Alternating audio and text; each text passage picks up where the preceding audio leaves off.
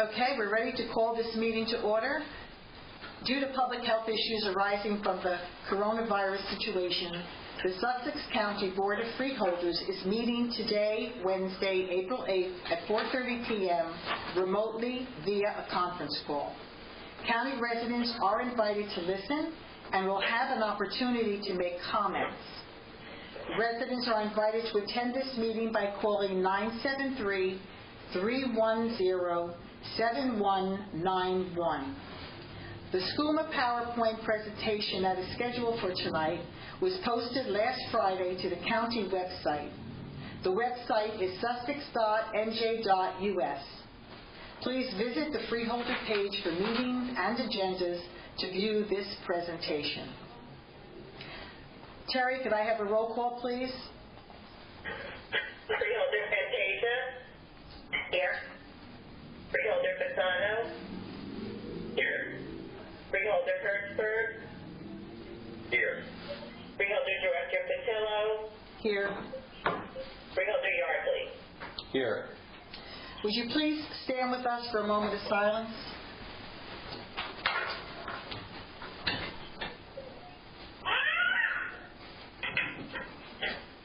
And please join with us for a salute to the flag.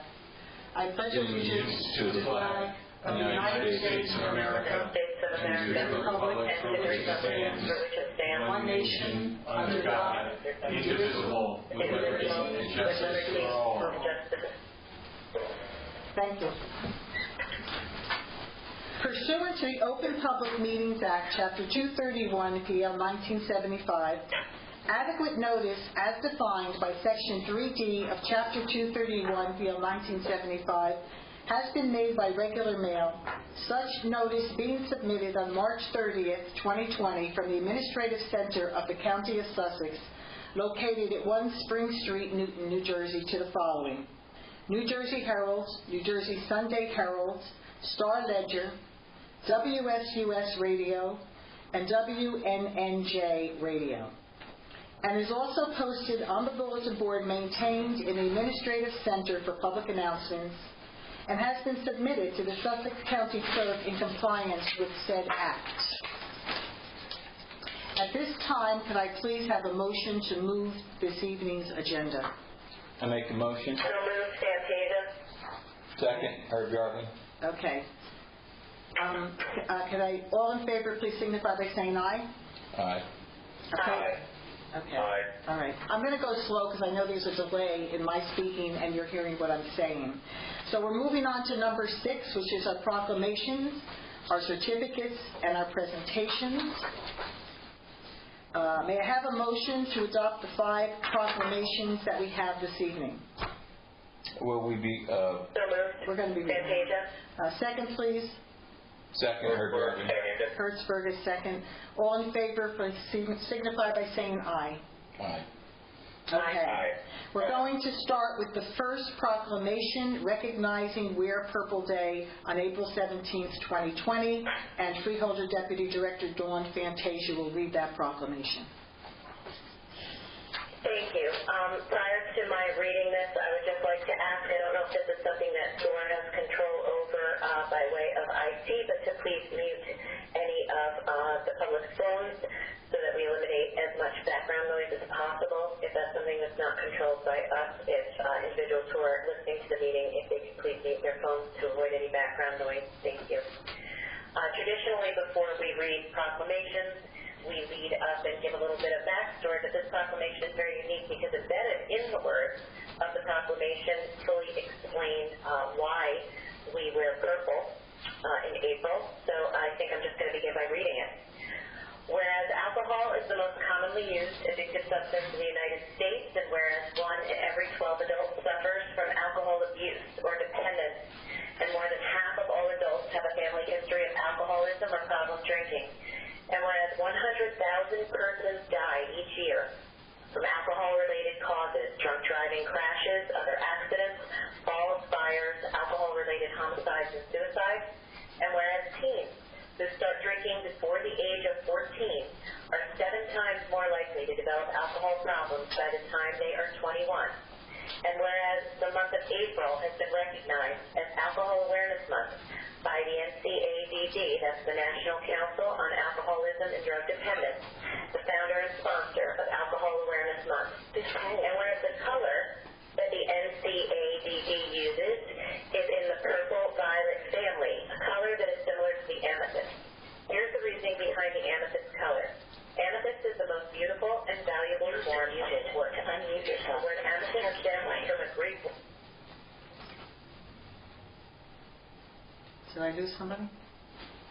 For in ancient times, it was believed that anyone carrying or wearing this stone could not become intoxicated.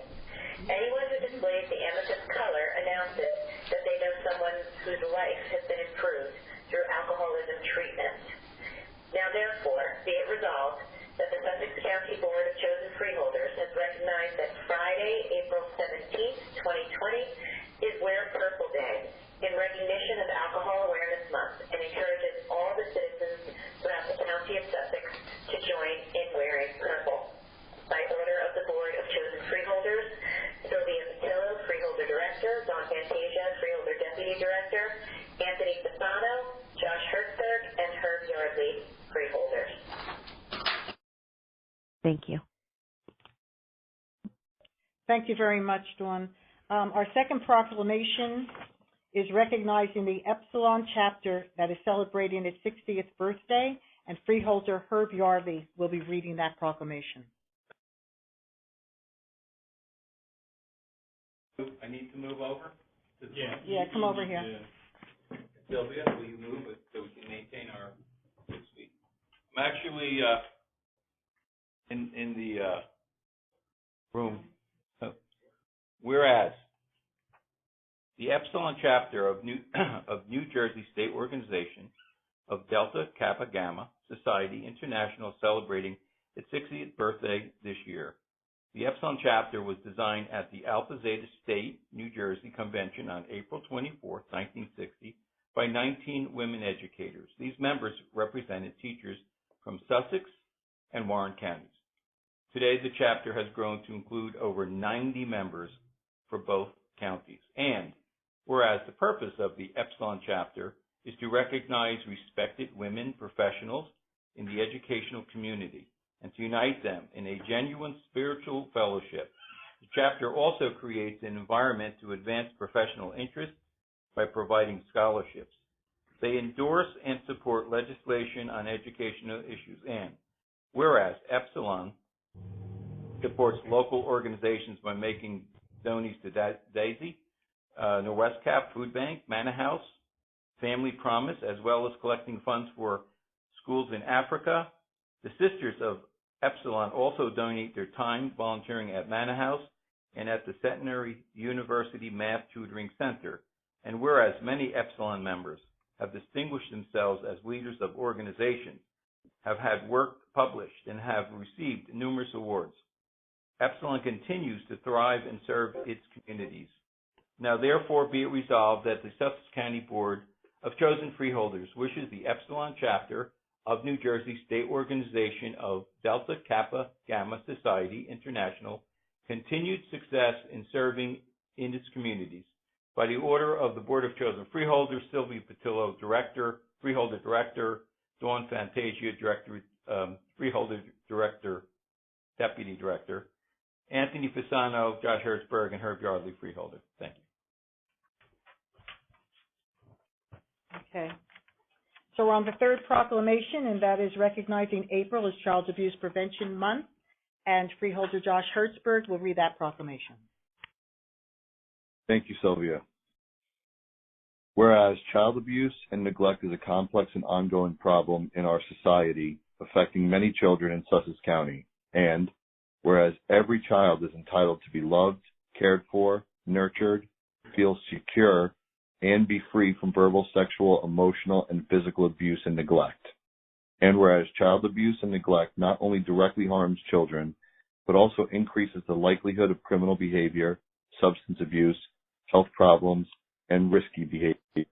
And whereas the effects of child abuse are felt by communities as a whole, and need to be addressed by the entire community. And whereas effective child abuse prevention programs succeeded because of partnerships among families, social service agencies, schools, religious and civic organizations, law enforcement agencies, and the business community.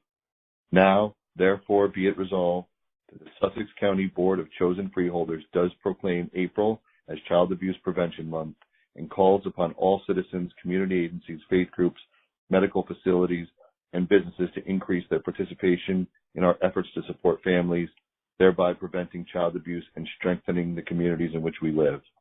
By the order of Board of Chosen Freeholders, Freeholder Director Sylvia Patillo, Freeholder Deputy Director Dawn Fantasia, and Freeholders Anthony Fasano, Herb Yardley, and Josh Hertzberg.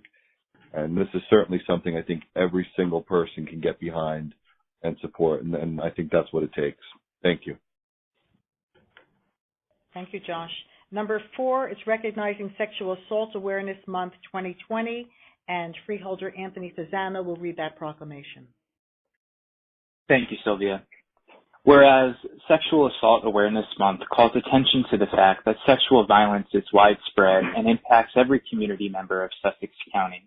And whereas sexual assault and sexual harassment impact our community as seen by statistics indicating that 1 in 5 women and 1 in 71 men will be sexually assaulted at some point in their life. And whereas child sexual abuse prevention must be a priority to confront the reality that 1 in 6 boys and 1 in 4 girls will experience a sexual assault before age 18. And whereas sexual assault affects women, children, and men of all racial, cultural, religious, and socioeconomic backgrounds. And whereas we must work together to educate our community about sexual violence and prevention, supporting survivors, and speaking out against harmful attitudes and actions. And whereas prevention is possible when everyone gets involved. The first step is increasing education, awareness, and community involvement. It is time for all of us to take action to create a safer environment for all. And whereas domestic abuse and sexual assault intervention services will join with other sexual assault service providers across the state of New Jersey and the nation in public awareness initiatives intended to generate public awareness and understanding of the issues surrounding sexual violence. And whereas the Sussex County Board of Chosen Freeholders strongly supports the efforts of national, state, and local partners and every citizen to actively engage in public and private efforts to prevent sexual violence. And whereas this year, Sexual Assault Awareness Month is celebrating its 19th anniversary, the theme for this year's campaign is I Ask, which helps empower all of us to put consent into practice. Now therefore be it resolved that the Sussex County Board of Chosen Freeholders joins communities across the country in playing an active role to prevent sexual violence. Along with the United States government and the state of New Jersey, we do hereby proclaim April as Sexual Assault Awareness Month. By the order of the Board of Chosen Freeholders, Sylvia Patillo, Freeholder Director, Dawn Fantasia, Freeholder Deputy Director, Josh Hertzberg, Herb Yardley, and myself as Freeholders. Thank you. Thank you, Anthony. The last proclamation is thanking those on the front lines. Whereas in December of 2019, a novel coronavirus outbreak began in Wuhan, China, and since then has touched almost every corner of the world and has shuttered villages, towns, cities, and healthcare facilities. And whereas hundreds of thousands of people around the world have become sickened and many have died due to this outbreak. Whereas the novel coronavirus is also known as COVID-19. CO stands for coronavirus, VI is for virus, and D is for disease. And whereas the first case of COVID-19 hit the United States February 2020, and since then has transmitted throughout the country, leaving thousands on the front lines to combat this virus by working long hours as they assist those in need in our community. And whereas around the country, millions of healthcare professionals, first responders, warehouse operators, truck drivers, postal workers, delivery workers, construction workers, grocery store clerks, gas attendants, and public servants are fighting this pandemic and helping to ensure the health, well-being, and safety of the citizens of the County of Sussex, the state of New Jersey, and the United States of America. And whereas these individuals on the front line are heroes because of their enduring and selfless dedication to their fellow citizens, as they continue to work in dangerous conditions, particularly healthcare workers experiencing a short supply of protective gear. And whereas the country is at war with this pandemic, and the great people that Americans rely on in this time are unmatched in any and all regards. Now, therefore, be it resolved that the Sussex County Board of Chosen Freeholders extend their sincere gratitude to all of these heroes who continue to sacrifice for the sake of the residents of Sussex County and the country. And be it further resolved that the Sussex County Board of Chosen Freeholders extend a personal thank you to every frontline worker and are grateful for everything they are doing for our citizens, and calls on all residents of Sussex County, residents of the state of New Jersey, and across the country to also extend their gratitude for every frontline worker risking their personal health and the health of those they love. We are forever grateful for everything these heroes do. By order of the Board of Chosen Freeholders. Sylvia Patillo, Freeholder Director; Dawn Fantasia, Freeholder Deputy Director; Anthony Pisano, Freeholder; Josh Hertzberg, Freeholder; and Herb Yardley, Freeholder. Thank you. Okay, now I would like to begin with the presentations. This evening, SCUMA, Landfill Operations and Financing PowerPoint via conference call. Is Tom Vera, the Executive Director and Chief Engineer, and Tom Cantalupo on this call? Can you identify yourselves, please?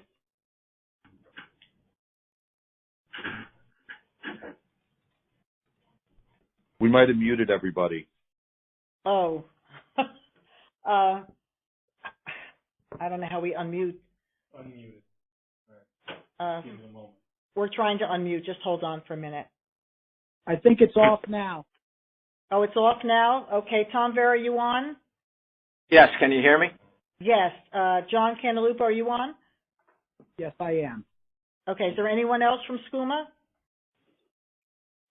Anthony? Anthony Inverso from Phoenix Advisors. Okay. All right. Well, I'll turn it over to you, Tom. And Ben Allen? And Ben Allen from ARM Group, the engineer. Okay. Thank you. Mm-hmm. Okay, thank you, Sylvia. Good afternoon, Freeholders. On behalf of the Sussex County MUA, our commissioners and staff, we're appreciative of the forum you have provided for us today, particularly in the midst of these most extraordinary and trying of times. We certainly wouldn't be here if we didn't deem this matter to be very important with regard to the continued proper and necessary management of solid waste within the County of Sussex. The current freeholders should be aware that our presentation today includes portions of an overall landfill and site expansion plan that has been previously endorsed by the County of Sussex. It's also been approved by the DEP and is contained within both the Sussex County Solid Waste Management Plan and SCMUA's Solid Waste Facilities Permit. The SCMUA is now recommending the implementation of both immediate and near future landfill expansion projects that will result in a level of assurance that the county's solid waste needs are effectively addressed. To accomplish this goal, SCMUA will be asking for freeholder consent for the SCMUA to issue debt in the form of notes and bonds as supported by anticipated solid waste revenues and the projects associated with such debt. Our presentation consists of consulting engineer Ben Allen, financial advisor Anthony Inverso, and bond counsel John Cantalupo, who will discuss the specifics of the request, including technical concept and details and financial plan, along with supporting projections and calculations. We would then be happy to answer any specific questions that you may have. Additionally, the SCMUA has submitted a proposed draft resolution for consideration at the next freeholder meeting of April 22nd. So at this point, I will begin the presentation with the slide entitled Summary. Project, the landfill expansion project that will allow for the extension of the life of the landfill ranging from 2041 to 2045. Landfill capacity is based on projection of both solid waste inbound tonnage and also in-place waste density. And this will be more fully discussed by our consulting engineer in the course of the presentation. And I would also like to note that SCMUA is still projecting ultimate landfill life capacity of 2066 as per prior approved plan. So there is, beyond what we're proposing here today, there is one more final stage that will take us through 2066. So why is this project needed? We're running out of capacity. Without the undertaking of these projects, the landfill will reach capacity in 2023, and SCMUA will no longer be able to accept waste. And we are using this capacity faster than originally anticipated when we completed the last project in 2017. And I just want to point out that there is a difference when I talk about capacity. I'm talking about usable capacity. We have permitted or ultimate capacity, which we still retain, but due to landfill geometry and the fact that we can't get to a certain portion of this permitted capacity until we build adjoining cells. It's much like saying you have storage in your attic, but you can't get to the attic for the storage until you build the steps up to connect your main house with the attic. So that's kind of why we're proceeding with the project. And there's a difference when you look at ultimate landfill capacity versus usable capacity, which is what we're concerned about at this point. So why now? Construction for this total project would not be completed until 2024, but the phase-in approach, we're going to gain immediate capacity by the end of the year, December 2020, and we'll be getting additional capacity in early 2022. So this takes the pressure off and provides some assurances that we will be able to accommodate all of Sussex County solid waste needs. Debt was retired in 2016, and we added new debt to extend capacity in May 2018, and this additional debt is part of our overall plan to extend landfill capacity without creating significant increases in tipping fees. This is important. We're trying to maintain reasonable rates to our customers, and the additional debt that I've referenced has been addressed in our analysis of financing options and would be covered by Anthony in his portion of the presentation. Next slide. Projected tipping fee revenues are sufficient to pay for the bonds. SCMUA tipping fees are more than sufficient to pay for the bonds, as will be shown from a historical perspective and from reasonable projections. So therefore, there would be no projected upward pressure to tipping fees related to this project and its associated debt. However, SCMUA retains the ability to adjust our tipping fees should there be a decrease in tonnage-related revenues and to protect the county from having to pay under our 1987 county agreement. And that would be also discussed further. And just a note that a tipping fee, just so anyone is aware, is paid by anyone who disposes of waste at the landfill. The fee is based on the weight of waste per ton, as well as other charges, and that's established. We have a rate schedule that establishes a schedule for tipping fees. So in summary, we have a project that's time sensitive. The project and associated approvals from the county, the local finance board, SCMUA, the I-Bank, and DEP are time sensitive because of the scheduling of the projects, and we want to make sure that we have adequate capacity in advance so that we don't have to worry about handling the waste. The first project is projected to commence this year and be completed by December 2020. And with the other projects seeking the regulatory approvals necessary to commence immediately after that, we'll be looking to move forward as we go into 2021. So an overview, the remainder of the presentation, we're going to have a review of site construction sequencing and timeline, construction costs and capacity.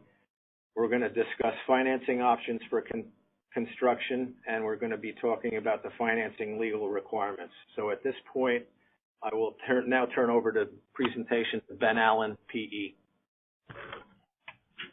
Thanks, Tom.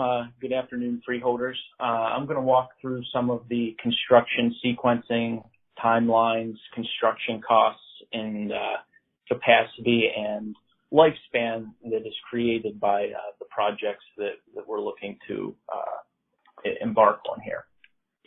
If you go to the next slide there that says existing conditions plan, and I'm going to kind of walk through the plans and point out kind of color-coded areas for everyone to look at. So if you're following along, I'm currently on slide or page 7 of the presentation. The existing conditions plan gives you an idea of what's currently in place at the site. You can kind of see a yellow boundary around the left and upper left-hand corner of the page. That was the stage 1 project that was completed at the end of 2017, beginning of 2018 timeframe. And that was some of the new debt Tom was talking about previously. And if you look to the lower half of the page, you can kind of see all of the existing infrastructure at the facility, most of which will need to be relocated as the landfill expands. So you can kind of see a convenience center where residents drop off their garbage, a recycling center where all of the recyclables go, as well as a bunch of other facility composting area and so forth. So that kind of sets the stage of what's currently at the facility and what was constructed around 2017, 2018 timeframe. If you flip to the next page, we talk about the remaining capacity calcs. Tom had mentioned that the existing constructed capacity of the facility will be used up around the end of 2023.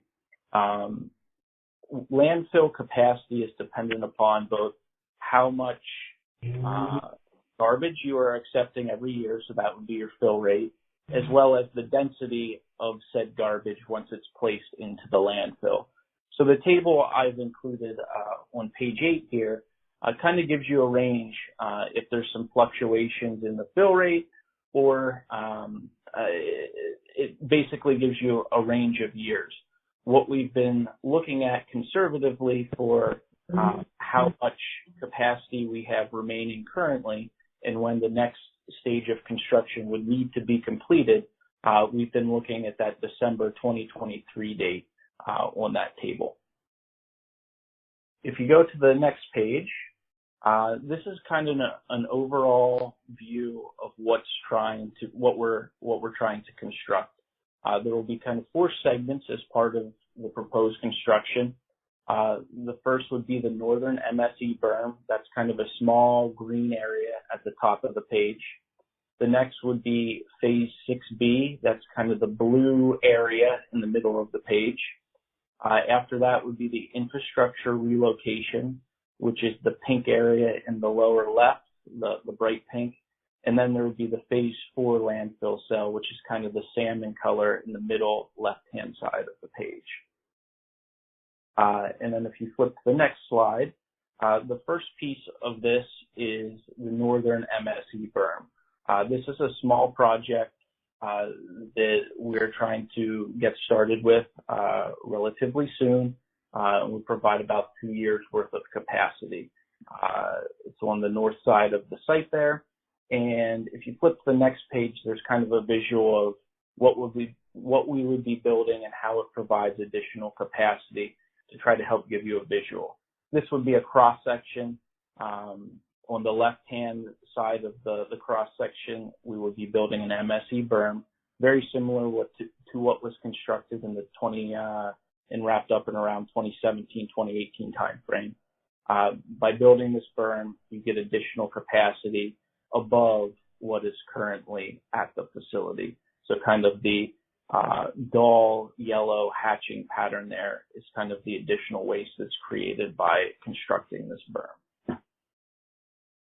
Flipping to the next page, the construction of this area is anticipated to last around 6 months. Construction costs are estimated to be about $2 million. The capacity provides around 2 years of total capacity, just slightly under. Based on the geometry of the site, the SCMUA would be able to take advantage of additional year of capacity as soon as it's built, and would then get the remainder of it as the next phase 6, is built, just due to some geometry constraints. And why we want to build this now, if this area isn't constructed now, it will be very difficult to actually take waste and place it in this part of the site. It becomes constrained and not efficient for the operational staff of the landfill.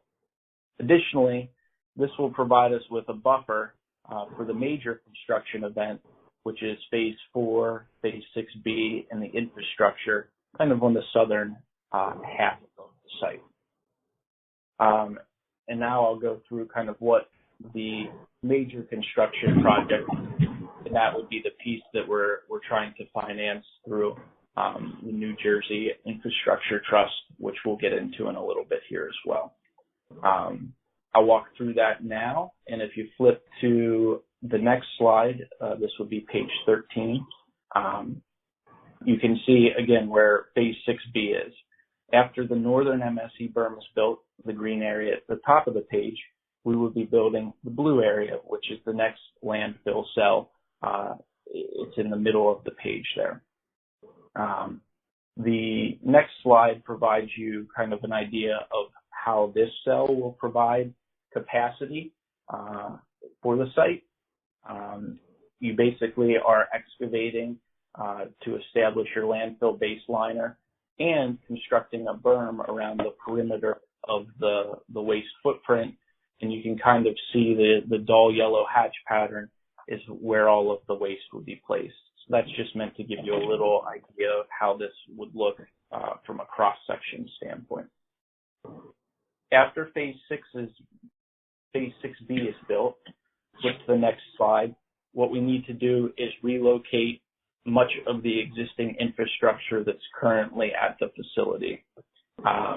So in order to build phase 4, a lot of that is existing infrastructure, the resident drop-off and convenience area, the recycling center, all of the yard waste, and composting operations. That's right in the middle of a future landfill cell. So prior to being able to build that cell, we need to relocate the infrastructure so there's no interruption to the residents. The SCMUA is able to provide continuous service to the residents who want to drop off their garbage, the recycling, yard waste, and etc. So the next phase of the project is relocating all of that infrastructure. Once that's relocated, flipping to page 16, we can begin to build phase 4, which is the second large landfill cell. That's kind of the salmon color on the left-hand side of the page. As part of this cell construction, we would take out all of what is currently there with the infrastructure, the residents, convenience center, recycling center, and so forth, because we'll have new facilities in place. Flipping to the next page, some construction information and cost info here. Phase 6B, the infrastructure relocation, phase 4, total construction costs. Now there will be some additional costs associated with that Anthony will get into, but the total construction cost is estimated to be about $35 million. The time frame to construct this larger project is estimated to be about 42 months, although if it's all awarded in one contract, I think we could condense that to around 36 months. And then years of capacity provided. Tom had mentioned this in his opening statements. We provide a range there of 16 to 20 years. Again, this is dependent upon how much tonnage the landfill accepts in a given year. And the biggest factor is the density. So, and density is basically what weight of waste can you fit in, each cubic yard of volume. The 16 years, the lower end of that range, is based on what the site currently is experiencing with their densities. Typically, as you place more and more waste in the landfill, that additional weight you're placing on top compresses the waste underneath and makes it more dense. So the 20 years is more of a realistic projection of how long this airspace and this volume will last, knowing that as we place more and more waste, the waste mass becomes more dense. And that's based on a number of similar sites that I've done work at, and it is more of a, I would say, realistic projection of the years of capacity provided. Moving on to the next slide, timeline for construction. The northern MSE berm, which is the first phase of construction, we anticipate that would be completed in December 2020. Phase 6B, the next cell, January 2022. The infrastructure relocation by February 2023. And phase 4, the second large landfill cell, completed by May 2024. So that's kind of a summary of the overall site plans, how the site will be developed, and kind of the sequencing. Also gave you an idea of construction costs and timeline. With that being said, I'll turn it over to Anthony Inverso, SCMUA's financial advisor, and Anthony will be talking about some of the financing options for this construction projects. Great. So make sure everybody can hear me. Yes, we can hear you. Okay, good. There was a pause. I didn't know. Okay, perfect. One second, Anthony. Yes. Hey, Ben, before you finish, just so that everyone is aware, could you define MSE berm? Because you've kind of used that, and in case someone isn't familiar with the terminology, maybe you want to just a quick explanation of what MSE means. Sure. So MSE stands for mechanically stabilized earth. It's basically an earthen berm. It has geosynthetic reinforcement inside of it to allow you to make the berm slopes slightly steeper than they could be if it was just kind of, unreinforced soil. MSE berms are very common. You drive down any major highway, you're going to see MSE berms along the side of them with bridge abutments and so forth. The technology's been around a long time, and there's already an MSE berm on site. That was what was constructed around the the construction finished around the end of 2017. So it's really just an earthen berm with some reinforcement in it. It helps eliminate some soil because you are able to build it with a slightly steeper slope. Thanks, Ben. Yep. Okay. So I'm going to start on slide 20 with entitled Financing Options. Breaking this into essentially two separate project components. The North Berm project that Ben referenced is anticipated to be funded by the authority on a standalone basis through an issuance of project notes that would be issued this year and paid off over the next 2 years from authority revenue. And then the second project that's grouping together is the landfill expansion 4/6B. Here we looked at a couple of different options of financing over a term of 16 and 20 years, as Ben mentioned, looking at the expected life of the facility with the improvements. We're analyzing those two different terms, hoping to get to 20 years based on the expected life. And we're looking at different options, whether the authority issues bonds on its own or utilizes the New Jersey Infrastructure Bank for a financing. And the anticipation would be that any financing of bonds would start in 2022, but initially be funded by project notes or a short-term loan from the Infrastructure Bank before that during the construction phase. Moving to slide 21, the financing options, focusing in on the landfill expansion 4/6B. Once again, we looked at the two different structures, the authority revenue bonds versus Infrastructure Bank. And for those who aren't familiar with the Infrastructure Bank, it's the former New Jersey Environmental Infrastructure Trust, or NJEIT. they would provide an interest-free interim project loan during the construction period.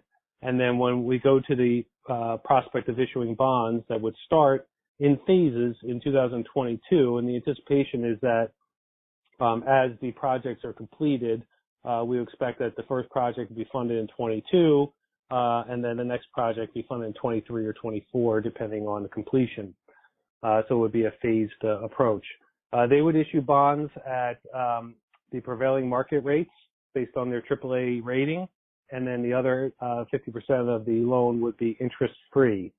So generally, there's a significant cost savings on the interest rate side for this type of financing. There are additional fees and costs that are part of the program that we'll show you on the next couple of slides. Traditionally, they structure their loans as level debt service, but we are going to request that we get something that's a little bit different to accommodate the authority's existing solid waste debt service that you'll see on the coming slides. So moving to slide 22, looking at the two different options that we analyzed, we're looking at the $35 million projects plus additional cost, gets us to a total project size of just shy of $45 million as it relates to the infrastructure bank. Adding in the North Berm project would get us to a total cost of about $47 million, which is consistent with the resolution that John will mention later in the presentation.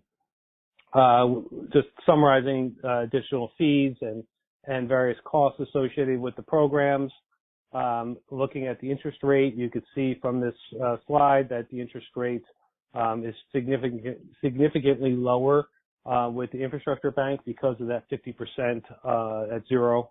That gives them a significant advantage there. So all in, there's about a $4 million benefit to the infrastructure bank on a 20-year financing. Slide 23 shows you the debt service existing and then layered in with the two options for the financing, the authority standalone bonds versus the infrastructure bank bonds on a phased-in basis, as I mentioned before. So you could see over the term of the financing, there's about, like I said, a $4 million cost savings from the infrastructure bank. Moving to slide 24, looking at the authority's existing debt service and historical debt service going back to 2013, you could see in that shaded area how over the last couple of years, as other bonds are paid off, the authority's debt service for solid waste is very low, and the inclusion of this new debt would bring the levels below what we had in previous years. So we anticipate as we move forward that that total debt service would be around at most about $3.5 million. And as I mentioned, it'll be staggered as these projects are completed. So they'll start getting layered in over the next several years.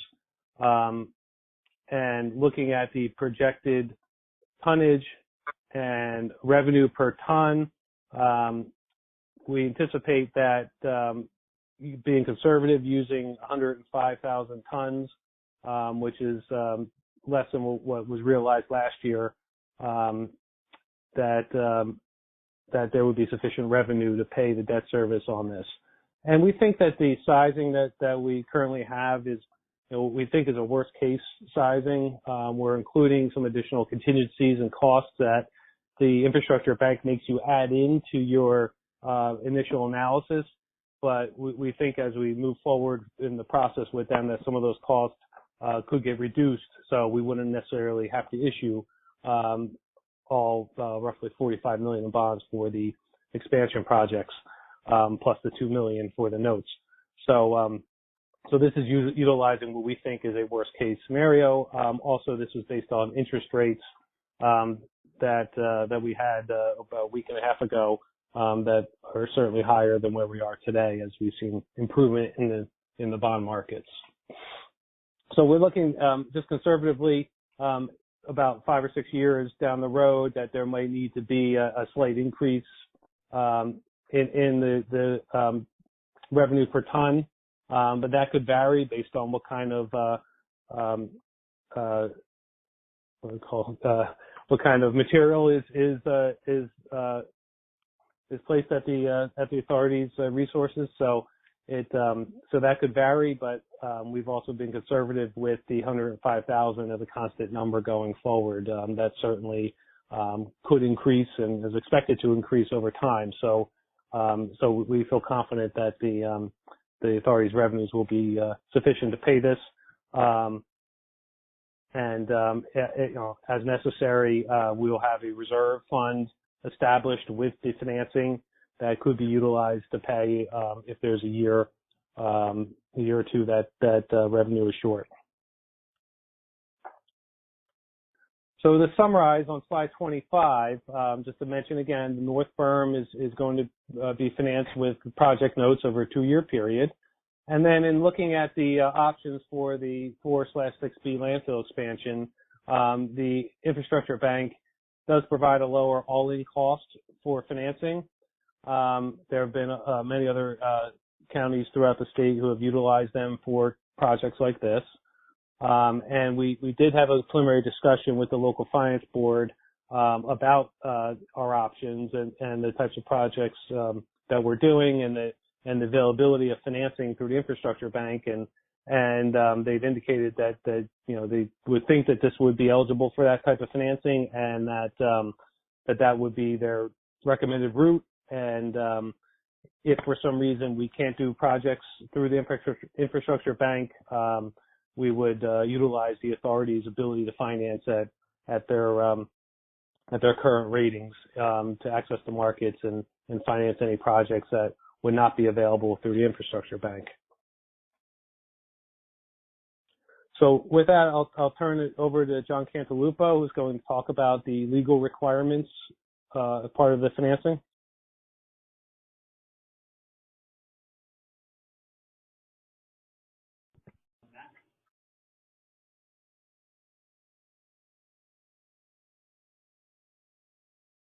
John, you may have to unmute yourself.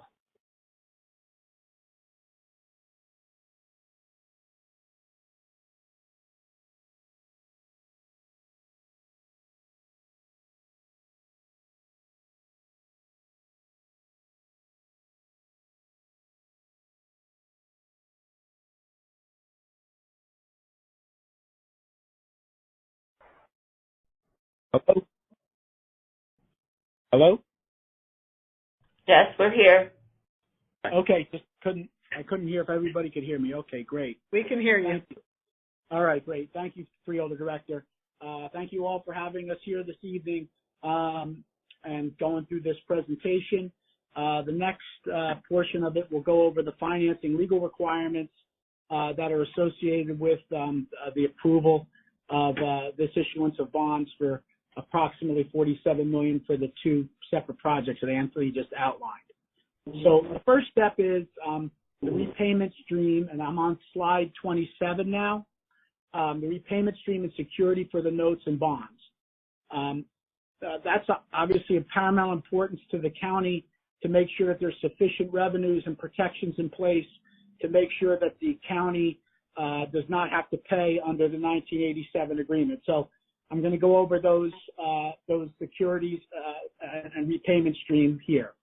First, there's tipping fees. The primary source of repayment of and security for the notes and bonds are the tipping fees charged by SCUMA. As stated before, the tipping fees are paid by the users of the landfill, and that amount is paid per ton for when they come in. There's also some other charges that are attributable to using the solid waste system, but that is the primary source, the tipping fees to repay for these bonds.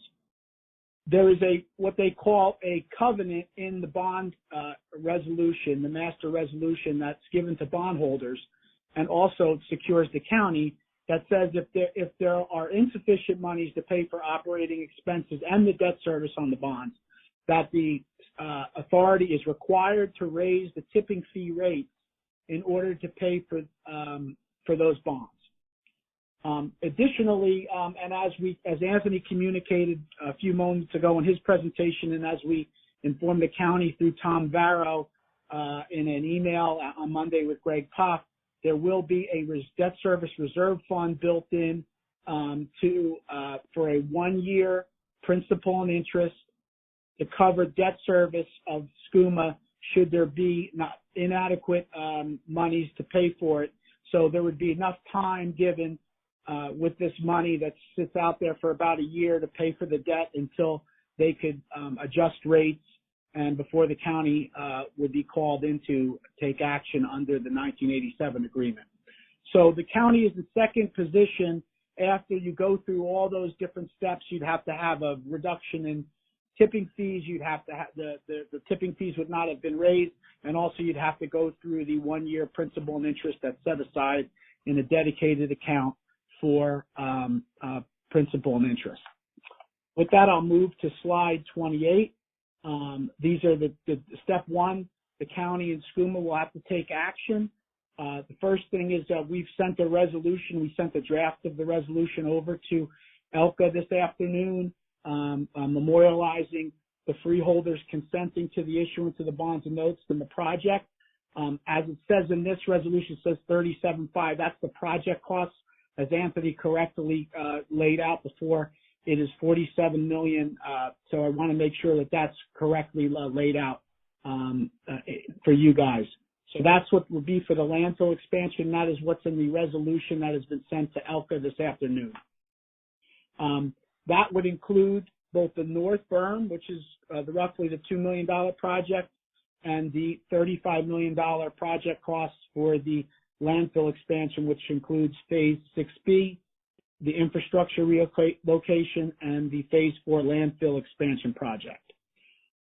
On May 6th, provided the Sussex freeholders consider and take action and approve the resolution, the SCUMA commissioners would act to make application to the local finance board on May 6th.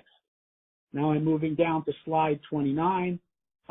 The application would be sent down to the local finance board, who is another regulatory oversight body at the state that would ensure that the financing plans that we have set forth above that Anthony had gone through is bulletproof, and that they feel that there really wouldn't be any issues with the financing.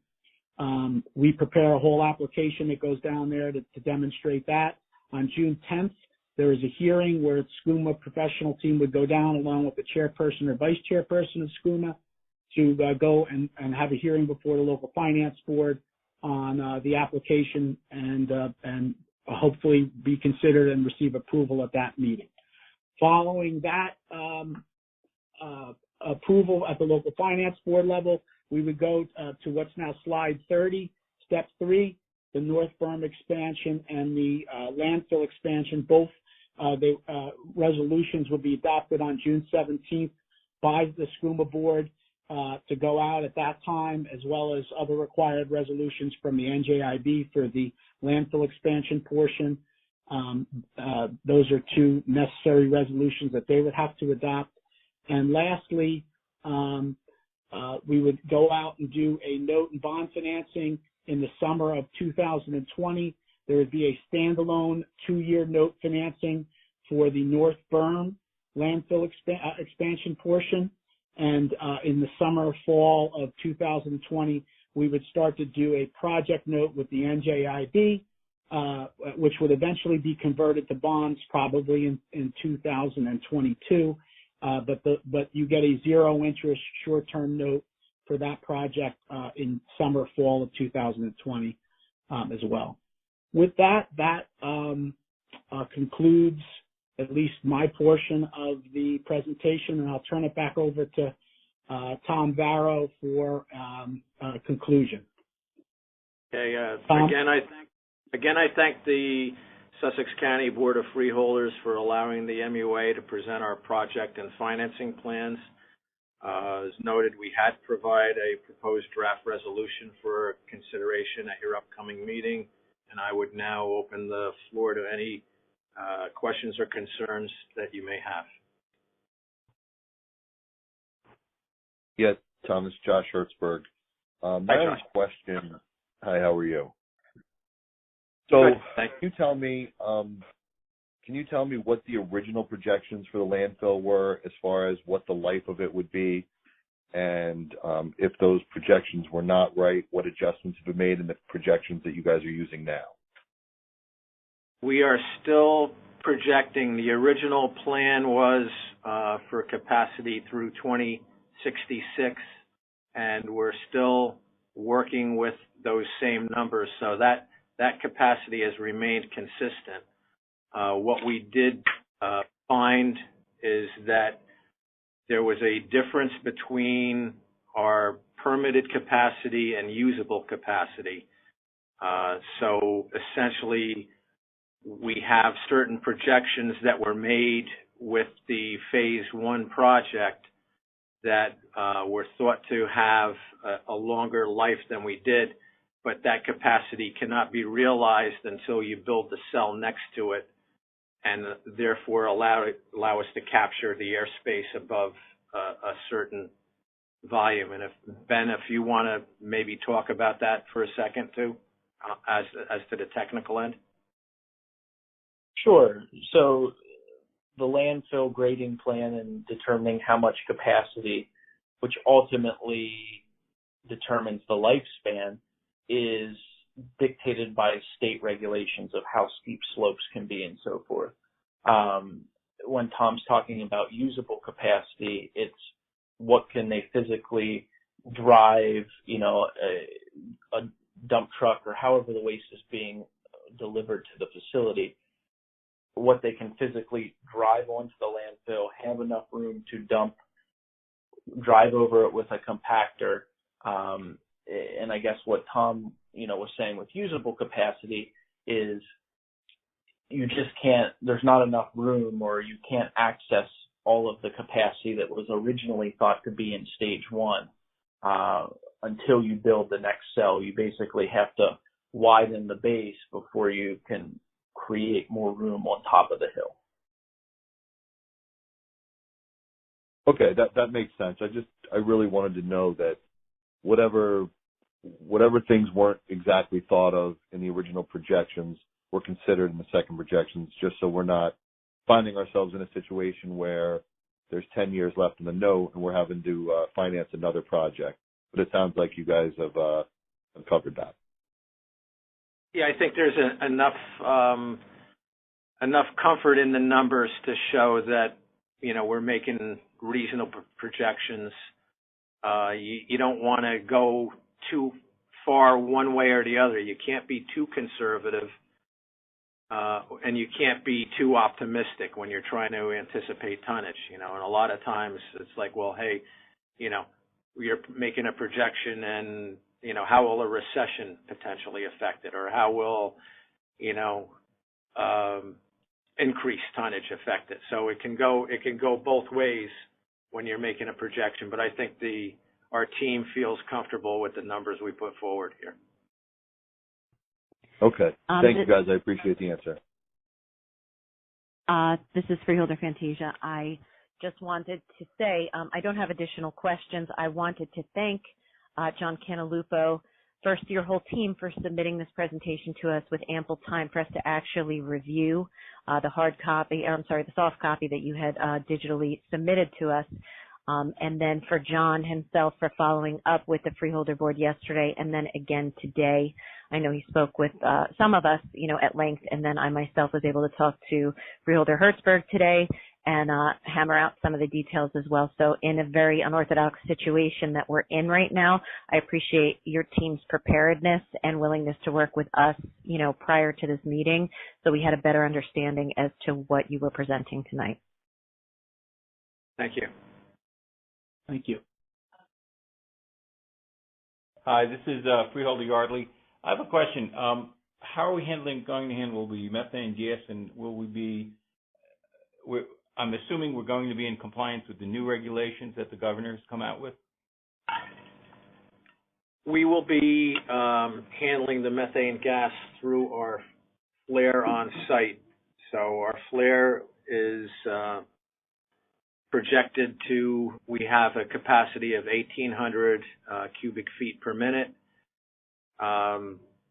We've also been given notice that our landfill gas to energy company may be ceasing operation. We're in negotiations with them with regard to that possibility, but we retain the permit for the flare, and the flare should be able to provide the capacity needed to handle the landfill gas. And at this point, we're going to look for potentially other options to utilize that gas. There are other things that we could do with it, but right now we have a current permit with the flare, and we would project that that could carry us through. Second question is, what is the actual height, the finished height, and do you have to increase the treatment plant to handle the runoff? And has that been calculated into the cost? What we're currently doing is we have another project that's ready to go out to bid, and that's also through the Environmental Infrastructure Trust program, and that's called the leachate pump station force main, which the prior freeholders have given authorization to. So what we would be doing is we will be pumping that, so it will take our trucks off the road. It actually is beneficial because it evens out the flow to the Upper Wallkill plant. We don't anticipate any greater utilization, because what we try to do is, as you might see if you drive in, we have a temporary cap, so we utilize that technology to shed water off the landfill, and we only need to account for what hits active landfill area and the waste below it. So that we should be okay leachate wise. As we go along, we will have to use permanent or temporary caps so we don't leave a very large area open, but that's always been our procedure as we've gone along. So I don't anticipate problems there. And then maybe Ben, you can talk about the height of the waste mass and the final elevations. Sure. So the final elevations and what has already been permitted by DEP is not changing as part of this. We're just simply building the expansion that was permitted by DEP. The final height when the entire landfill is done is approximately elevation 790s, and currently the landfill gets up to somewhere in the neighborhood of around elevation 720. So there will be eventually more waste placed on top of the hillside you currently see, but again, all of that has been already approved by DEP. Thank you.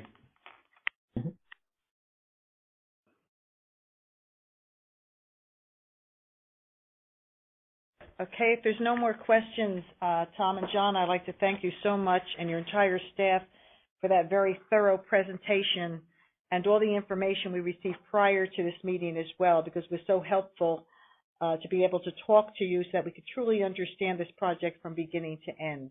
So the resolution that you sent to the county this morning was then sent out to our freeholders this afternoon for consideration on the April 22nd meeting. If any freeholders did not receive that email from the county clerk, please just call her tomorrow and let her know. So again, thank you so much for working with us through this very difficult conference call venue, but I think we did okay. Thank you. You're welcome. Thank you, Director. Thanks. Thanks, everybody. Okay, bye. All right. Next, we are on number 7. And before we start to introduce our budget, actually to approve our budget again, I'd like to make sure that our CFO Treasurer Elka Yetter is on the line, along with our auditors Ray Sarinelli Sr. and Ray Sarinelli Jr. Could you just identify yourself so we know you're online? Hi, this is Elka. I'm on the line. Okay.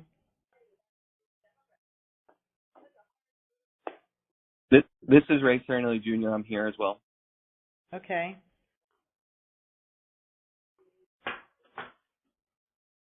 Is Ray Sarinelli Sr. online?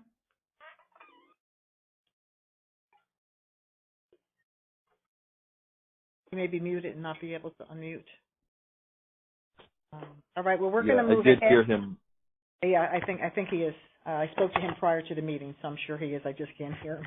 All right, we're going to begin with number 7, which is a resolution authorizing the reading of the 2020 Sussex County budget by title only in accordance with NJSA 40A:4-8. Could I please have a motion to move that, please? Fantasia, so moved. Hertzberg, second. Okay. Is there any discussion? All in favor, please signify by saying aye. Aye. Any opposed or abstentions? Okay, not hearing any. We'll move on to number 8, which is our public hearings portion. Can I have a motion to open up the public hearing for the 2020 Sussex County budget as approved?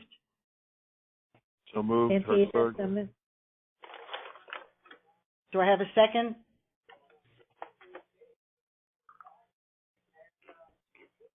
Herbie already Second, seconded? Fasano. Okay, Fasano. All in favor, please signify by saying aye. Aye. Aye. Aye. Okay, all right. Before we open the hearing, we ask callers waiting to make a comment to first state their name and municipality. The clerk will create a roster and she will call each in the order received. Each speaker has a 3-minute limit. Right now, the public hearing is now open.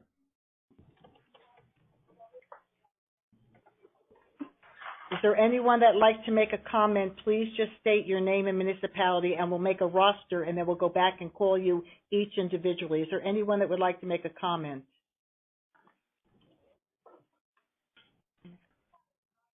Okay, not hearing any. I have Mr. Gettler here. Mr. Gettler, would you like to make a comment?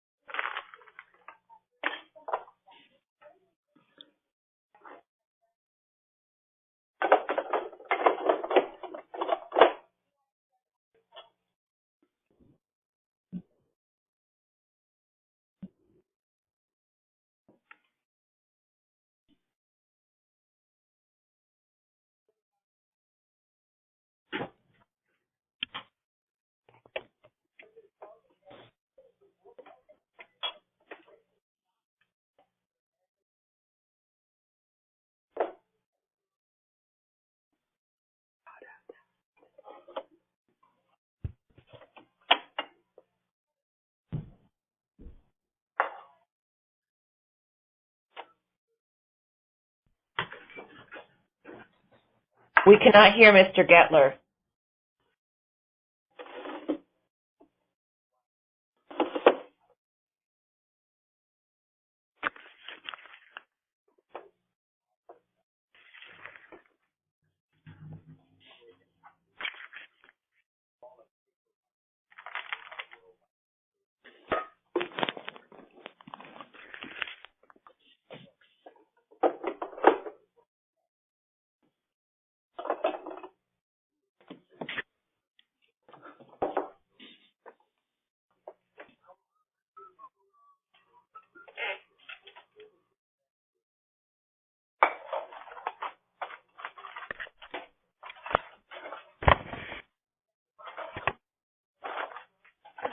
Presentation I made, I did not, well, first, in the budget hearing, it said that the summary is going to be published in the newspaper.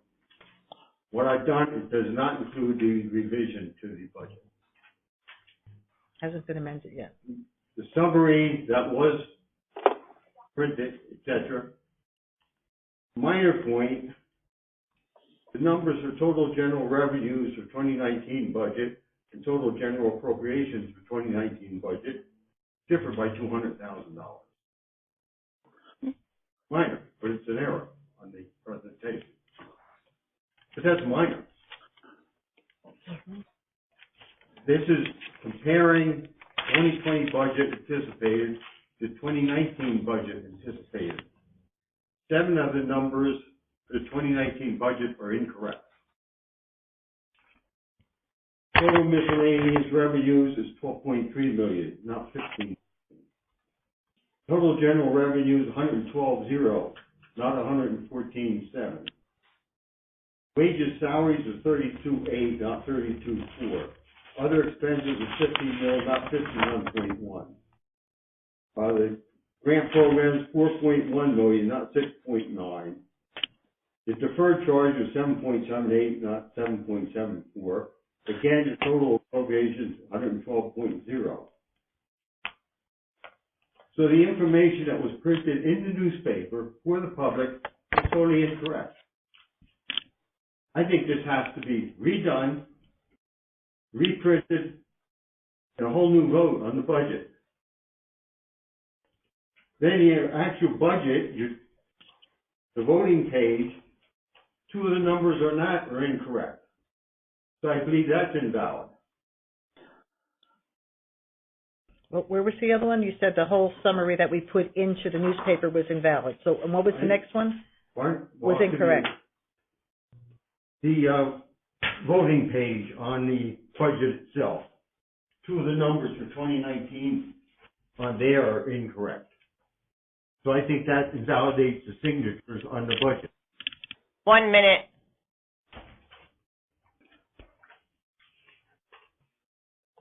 What I did is I made up a sheet, which is an extension of that. Mm-hmm. I'll give this to the treasurer. I think the whole budget is invalid at this point in time until the public gets to see the correct numbers, makes correct calculations as to what it means. Now, the Herald, in their article the other day, Bruce Scruton, the tax increase was $3.1 million, no, it was $2.1. Then he said the 2020 budget is an increase of 1.83% over the 2019 budget, $112 million. He got the $112 million correct, not the $114 shown on the summary, but the percentage is 4.75 increase. Time. 3. Okay. Thank you. I can't be responsible for what they put in the paper, No, but only for what we're saying. Right. The Okay. information out to the public about this budget is totally incorrect. Elka, are you there? Can you I hear am what here. we said? All right, Mr. Gettler is saying that that the information about the budget that was put in the newspaper was incorrect. I disagree. Okay. The numbers for 19, the total revenues match the budget for 2019 as modified by all transfers. Okay. They match the column in the state budget form. They match the column of the state budget form. That was approved and reviewed by the Department of Local Government Services. Okay. Nothing. That anticipated their actual budget. We're supposed to compare the 2 budgets. These are falsified numbers. They're the modified numbers, not what was adopted with the 2019 budget. Therefore, they're not the anticipated numbers. They're the revised numbers. There's not a comparison between the 2 budgets. Okay, thank you. All right, is there anyone else that would like to speak on the budget that's on the conference call? Okay. Motion to close. I have a motion to close by Herb Yardley. Do I have a second? Second, Hertzberg. Okay, all in favor, please signify by saying aye. Aye. Aye. Aye. All right, so now we are on to number 9. which is a resolution amending the 2020 county budget, is introduced. At this time, our CFO Treasurer Elke Yetter will read the resolution in full. Okay. Thank you, Freeholder Director Patillo. Resolution regarding amending the 2020 county budget as introduced. Whereas the county budget for the year 2020 was approved on the 11th day of March 2020, and whereas the public hearing on said budget has been held as advertised, and whereas it is desired to amend said approved budget, now therefore be it resolved by the Board of Chosen Freeholders of the County of Sussex that the following amendments to the approved budget of 2020 be made. Number 8, general appropriations. A, operations within caps, general government, engineering and road administration, salaries and wages, CAFR 20-165-1 from $1,224,000 even to $1,199,000 even. Total general government from $9,233,901 to $9,208,901. Public safety, 911 emergency center, communication center, other expenses, CAFR number 25-250-2 from $413,668 to $401,668. Office of Emergency Management, salaries and wages, account number 25-252-1 from $224,000 even to $244,000 even. Office of Emergency Management, other expenses, account 25-252-2 from $131,441 even to $143,441 even. Jail, salaries and wages, account 25-280-1 from $4,244,000 even to $4,224,000 even.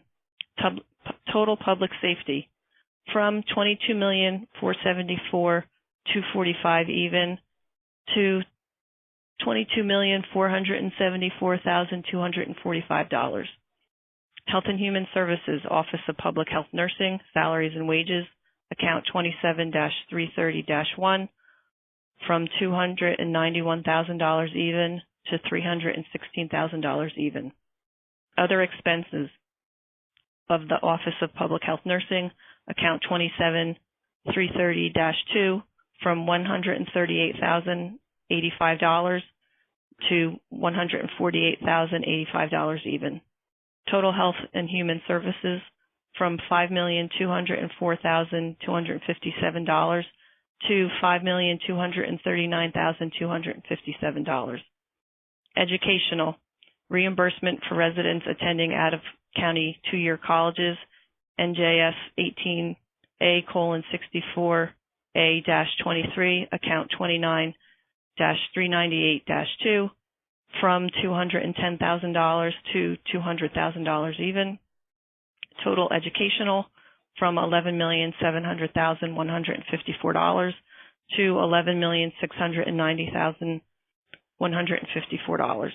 Total operations, account 32315-00 from $89,134,429.70 to $89,134,429.70. Total general appropriations, account 30000-00 from $117,371,761.70 to $117,371,761.70. Be it further resolved that 3 copies of this resolution be filed forthwith in the Office of the Director of Local Government Services for certification of the 2020 county budget so amended. Be it further resolved that certified copies of this resolution be forwarded to Raymond Serenelli, County Auditor, Nisivachia LLP, 200 Valley Road, Suite 300, Mount Arlington, New Jersey, 07856, and is available in on-base, certified as a true copy of resolution adopted by the Board of Chosen Freeholders on the 8th day of April, 2020. 2020, Teresa Lyons, Clerk, Board of Chosen Freeholders, County of Sussex. Okay, Elka, could you just explain why we're transferring these funds? So these are allocations within the budget to move money for COVID response from various departments into Office of OEM and Public Health Nursing. Okay, thank you very much. Mm-hmm. Could I have a motion to amend the 2020 county budget as introduced? So moved. Hirschberg? Hirschberg. Second. Herb Yardley is going to second that motion. Is there any discussion from the freeholders? All right, not hearing any. Could I have a roll call, please, Terry? Freeholder Fantasia?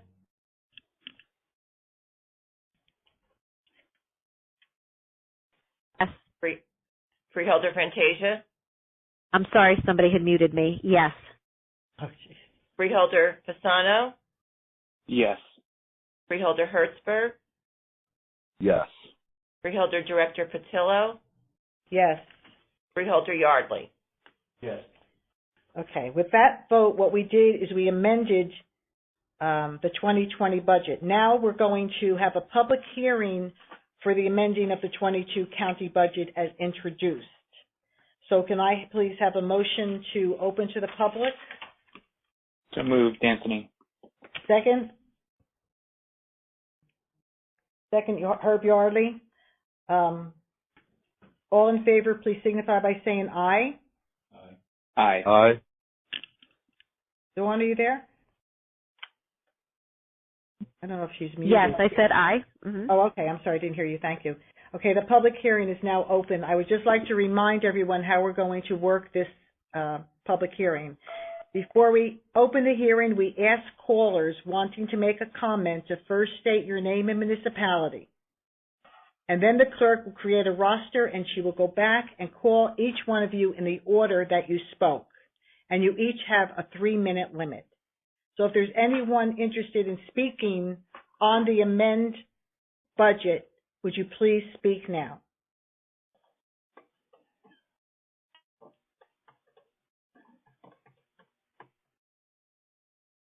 Okay, not hearing anyone. Mr. Gettler, do you want to speak? No? Yes. Well, no, it's amended because we transferred money. It's the same numbers. It's the same numbers. Yes, it's the same numbers. Okay. Yeah. No, that's okay. Okay. So, not hearing anyone, could we please have a motion to close the public hearing? So moved, Anthony. Okay, Anthony and Herb Yardley is seconded. All in favor, please signify by saying aye. Aye. Aye. Okay. Now, in number 10 is a resolution for the final adoption of the 2020 Sussex County budget as amended. And I need a motion to adopt the 2020 county budget as amended. So be it resolved by the Board of Chosen Freeholders of the County of Sussex that the budget herein before set forth is hereby adopted and shall constitute an appropriation for the purposes stated of the sums therein set forth as appropriation and authorization of the amount of $117,371,761.70 for the county purposes to be raised by taxation and certification to the County Board of Taxation of the following summary of general revenues and appropriations. May I please have a motion to adopt the 2020 county budget as amended? Hertzberg, so moved. Do I have a second? Fantasia, second. Okay, is there any discussion? This is Elka Yetter. I just have what you read for the dollar amount is not the amount is $95,958,850 for the county purposes. Okay, well then I don't have it. It's 95 million. What was the other numbers? It's $95,958,850. Okay, so the that amount is the to be raised by taxation. Okay, thank you. So let's go back then, and we want to make that correction that it should be $95,958,850. Now, could I have a motion to move that number? Yes, Hertzberg, motion again. Is there a second? Fantasia, second again. And then by way of discussion, Elka, can you differentiate why we have this one set of numbers and the other for the benefit of the public? Which set of numbers? I'm sorry. How the 117 that Sylvia had shared versus the 95. The 117 million is the amount of the total budget. The 95 million is the amount to be raised by taxation. Right. Thank you very much. Again, for the benefit of the public. Thank you. Yes, thank you, Dawn, for bringing that up. Okay, I have a motion. I have a second. Could I please have a roll call, Terry? Freeholder Fantasia? Yes. Freeholder Fasano? Yes. Freeholder Hertzberg? Yes. Freeholder Director Patillo? Yes. Freeholder Yardley? Yes, he's here, yes. Okay, we have another public session from the floor, and comments are limited to 3 minutes or less and must only address issues regarding agenda items only. So during this public session, you can speak on anything on the agenda. Callers state your name and municipality, and the clerk will then create a roster, and she will call each of you in the order received. Could I have a motion to open to the floor, please? So moved, Anthony. Okay, for public comment. In a second. Second, Fantasia. All in favor, please signify by saying aye. Aye. Aye. Is there anyone on this conference call that would like to speak on any item on the agenda? This would be your opportunity.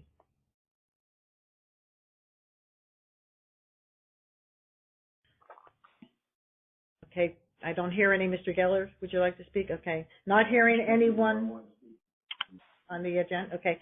Could we please have a motion to close the public comment period? So moved, Fantasia. Second, Hertzberg. Josh has second. All in favor, please signify by saying aye. Aye. Aye. Aye. Okay. At this time, I'm going to open it up for comments, and I'm going to begin with Freeholder Anthony Fasano. Thank you. Good afternoon, and thank you so much for joining us for another virtual Sussex County Freeholder meeting. These last few weeks have been anything but ordinary for all of us in every respect. Our county, like all counties in New Jersey, is dealing with a national health crisis in the form of a silent enemy in real time, and we're quickly acclimating to our role as being a pillar in defense against it as a county government operation. And I wanted to make clear tonight that our focus collectively has been and will continue to be on the safety and well-being of our county and the people who call it home. These are unprecedented and challenging times, and there's really not much doubt about that.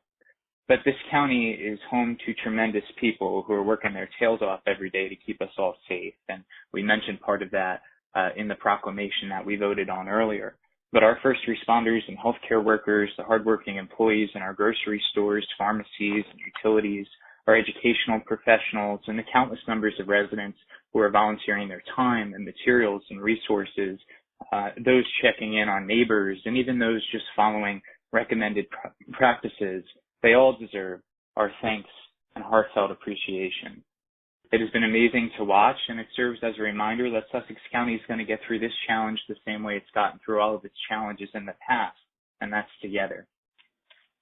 For the last number of weeks, the county has been working diligently on coordinating with government agencies and healthcare providers on the challenges we're all being faced with.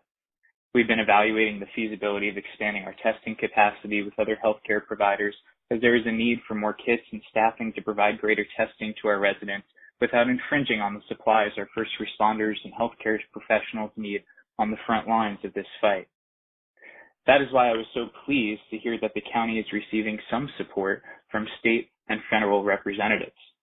But in my view, the county has not received nearly enough support, particularly from our federal representatives regarding federal aid. Over the last few days, it was discovered that Sussex County was virtually excluded from the first round of $82 million in federal stimulus funding for county and municipal governments in New Jersey, and that's a crucial component in this fight. Meanwhile, many of our businesses have endured frustration and confusion when applying for the Payroll Protection Program under the CARES Act, as it seems only banks that are approved by the Small Business Administration are qualified to be a lender, in which many of our local banks are not.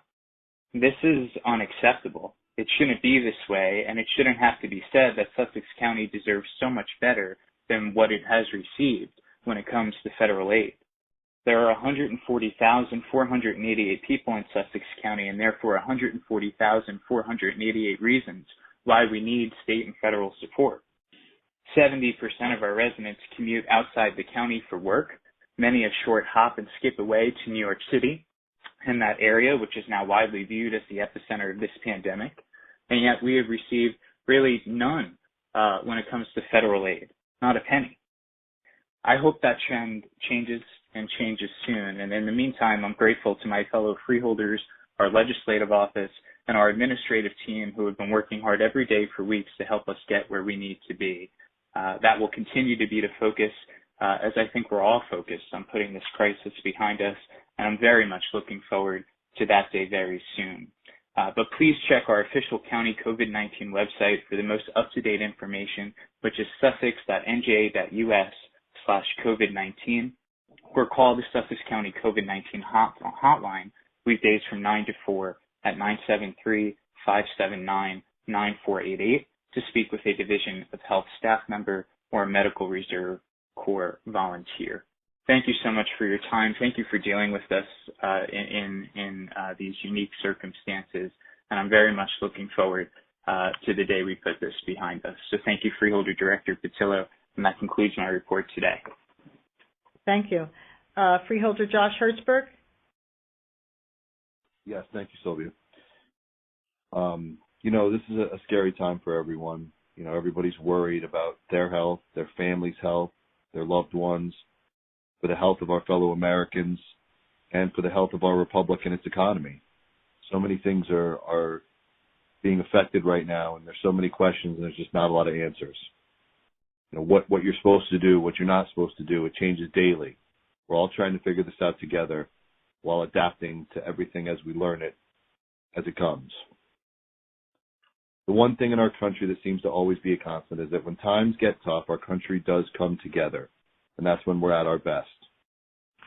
I want to recognize a particular group who has been going above and beyond to do their part in this pandemic, a local group in Sparta called Sparta Helps Healthcare Heroes, a group of just regular people who are working together with a large number of volunteers to deliver necessary PPE equipment, food, and support to our hospitals and healthcare facilities and their workers.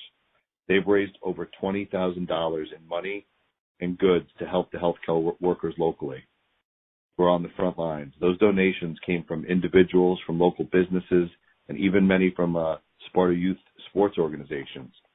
It really has been inspiring to see the community come together to help those that are helping us. A special thanks to all the essential workers who go to work every day, potentially exposing themselves and their families to COVID-19 for the greater good. Whether it's the people literally saving lives or whether it's those receiving or delivering the goods that we need, there are so many out there who deserve our thanks. When this is over, few of us will not have been affected or touched by this pandemic. Many of us on this board already know people that we're close to or have loved ones that we've lost to COVID-19, and those numbers are just going to rise. We are committed to doing everything within our power to help the citizens of Sussex County get through this. And whether that's working towards getting a testing site up and running in our county, finding ways to support our local businesses that have been so negatively affected, we will all get through this together. And, I hope everybody realizes that the county is doing everything they can. As Anthony touched on, we're looking for support from our state, from our federal government. We do have our local representatives fighting to get that aid, and we will continue to do so, and we'll all get through this together again. Thank you. That's all I have. Thank you, Josh. Now it's Freeholder Herb Yardley. Thank you, Phil. I'd like to thank the hard work that our volunteers are doing. I'd like to thank the Sheriff and the Office of OEM for all of the work they're doing, all the public safety, police, rescue squads, fire, anyone involved in public safety. Thank you. It's a hard job. I want to thank the health department personnel for the work they're doing. And I want to also thank Sue Petrick And who is Sue Petrick? Petrick made this mask. You can't see it, but she made a mask for my wife and myself. She's actually a friend of my wife. And I guess if she made one for my wife, she figured my wife liked me, so she'd make one for me. So thank you. I wanted to thank her. But it goes to show you what can be done. And I thank you very much. I think I've written a letter to the Honorable Mike Pence, Office of Vice President, in regards to the money we did not receive in Sussex County. I will read it now into the record. I'm a member of Sussex County Board of Chosen Freeholders in Sussex County, New Jersey. In case you don't know what that is, a freeholder is an elected position similar to a county commissioner in most states. I'm currently finishing my first term, having served prior to this as the Health Officer Administrator of Sussex County Division of Health. Before retiring, I was employed as public health management professional for nearly 40 years. Last week, United States Senators Menendez, Cory Booker put out a press release which entitled Menendez-Booker announced first wave of federal funding for New Jersey from the COVID-19 emergency stimulus package, over $82 million in grants to assist communities on the front lines of the coronavirus outbreak. You can read the full press, and there's a section to read the press. 4 New Jersey counties received no aid, not a penny. Together, those 4 counties have as many COVID-19 cases, and that's New Mexico and more than 12 entire states. Sussex County is my county, one of those 4 counties. According to the release by our United States Senators, we're getting none of the money to assist communities on the front lines of the coronavirus outbreak. Sussex County is a community county. 70% of our people work outside of the county. Many commute to New York. New York City is the epicenter of this world pandemic. No money, not a penny. Congressman Josh Gottheimer represents the majority of municipalities in Sussex County, has attempted to explain this with letters, press releases. As I understand it, Congress used a pre-pandemic Obama-era formula to determine the funding allocation. I understand that this was part of a compromise reached with Senator Nancy Pelosi. According to Congressman Gottheimer, throughout the country there are other counties in the predicament we're in. It has been suggested that these counties are in more Republican areas, although why politics would be a consideration in allocating resources to fight a pandemic is beyond me. As such, I'm appealing to you as Vice President, as head of the coronavirus task force, to please cut through the bureaucracy and formula and just consider the facts. We are a hard-hit New York City community. Our rural population is just as vulnerable to the devastation of this virus, and time is of the essence. I'm joined by my fellow freeholders in this request for your assistance. Any guidance and relief you may provide would greatly be appreciated. I wrote this letter out of a feeling of extreme frustration. At one point back in 2009, when H1N1 started, there was funding for everyone. The $500,000 came into the county. We had to provide a lot of services. At one point, we had to do vaccinations. And we haven't reached that point. We haven't reached a point where they have a vaccine that we will be required to, or we will have to partner with someone, unless the state has a plan, which I haven't heard, where they're going to come in and take care of it. And I don't think that's going to happen. And without having the funding, where will that money come from? And this county should not be put in a position that it would have to beg for money so that our residents can get the services they need. This formula has to be changed. Money should come directly to the county the same way it's been done in previous situations where a national emergency has been called. Thank you. Thank you, Herb. Deputy Director Dawn Fantasia, please. Thank you. To begin, boy, this is a lot tonight. The COVID crisis is multifaceted. I'd say there's not one corner of the county or the state or even the country that's remained untouched. these issues, they don't exist in a silo. So advocating for specific issues that come at us daily is our responsibility as county government. So, for instance, I'm not going to dwell too much regarding testing. I did speak at length with Sheriff Strada this morning to get updates, and he's been in touch with us quite frequently, but I'm going to defer to our administrator, Greg Poff. I'm just going to make a couple broad statements regarding testing because of the questions that I've received directly. Currently, we're number 17 out of 21 counties in our population, yet we're 14th in the number of COVID-19 positive cases so far recorded in the state. And as Freeholder Yardley mentioned, we are a commuter county in direct proximity to the hot zone, New York City, and Bergen County and Passaic counties. And also with a lack of our adequate testing supplies and a dedicated testing site, I believe that our numbers do not reflect the true numbers in the impact on our county. But officials from the Board of Freeholders, Division of Health, the OEM, as well as District 24, I know Senator Oraho, and then after we had reached out to Congressman Gottheimer as well, has been participating in the effort to establish a testing center here with the materials and that we would need. And the county remains committed to increasing testing capacity. And at this time, testing that we do currently in the county is prioritized for individuals who are sick with the specific symptoms of fever, cough, shortness of breath that are presenting, and most of the time, beyond that, they may present at the hospital as well. Just to be clear, there's 3 types of testing sites in the state of New Jersey. There's community-based testing sites, and those are open to all New Jerseyans who are experiencing symptoms of respiratory illness. So right now, there's only 2 that are in operation. There's the one at the PNC Center, and then there's the one in Bergen County College.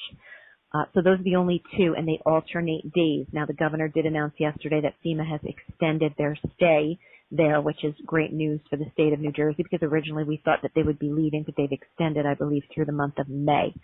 There's also county testing sites. So these sites sometimes are restricted to residents or first responders in a specific county, and some require an appointment or a prescription. And currently listed on the site as of today, this afternoon, there are 14 out of 21 counties listed on that state page. There's also 2 specific dedicated locations in Jersey City. And then there's private testing sites. So to access the sites, you have to contact your doctor, healthcare provider, or whatnot throughout the state. So it is misinformation that I read frequently online when we have people saying Sussex County is the only county that does not have a dedicated testing site that's sponsored by the county. That is not true. Multiple counties are vying along with the country for testing supplies. So it is not for lack thereof effort. It is trying to garner those resources to pull into our community. But again, Greg will be able to update you as to exactly where we are on that as we move along. So also, as constituents do speak to us and have their questions, and different mayors, I know a councilman in Hardiston Township reached out to me. We also, Governor Murphy issued the administrative order which allowed municipalities and counties to impose additional restrictions on short-term rentals in response to COVID-19. So there was a response to that inquiry. Also, there were a couple updates that came out of our county. There's changes to our after-hours emergency shelter hotline. So all Sussex County residents who are experiencing homelessness, and actually I did have somebody post about that today, our services for the homeless in the county. So anybody who is experiencing homelessness and in need of immediate shelter during non-business hours of the Sussex County Division of Social Services can dial New Jersey 211. So you dial 211 for assistance. So any resident who contacts the existing after-hours shelter in Sussex County, that hotline is 973-940-8869. But if you do call after hours, you'll be referred to 211. Also, we have disaster response crisis counselors that are available through the Sussex County Division of Health COVID-19 hotline. That is 973-579-9488. They're trained to provide disaster mental health services, including psychological first aid and crisis counseling. So to touch for just a moment on also what Freeholder Yardley had discussed, no secret that I was irate when the first round of funding came out. Now, to be clear, there's a $2 trillion stimulus package. The first round that was released was $82 million that came to the state of New Jersey. Now, again, to be clear, it is not individual stimulus payment checks, not related to that at all, just so we are clear. So what this was, Sussex and Warren counties and the two other counties, Hunterdon and Salem, were not included in this first wave of funding because the wave was based upon the HUD, the Housing Urban Development Matrix, which automatically excludes rural counties. And the last time I checked, COVID-19 is not discriminating. And as I said, I believe we do have higher infection rates than what we are reporting, but we still have higher infection rates than some of the counties and cities that did receive the financial support. Now, there's a couple of those funding programs that we do not qualify through HUD. Okay, so statewide, $53.5 million of that $82 million came through in what's called a Community Development Block Grant.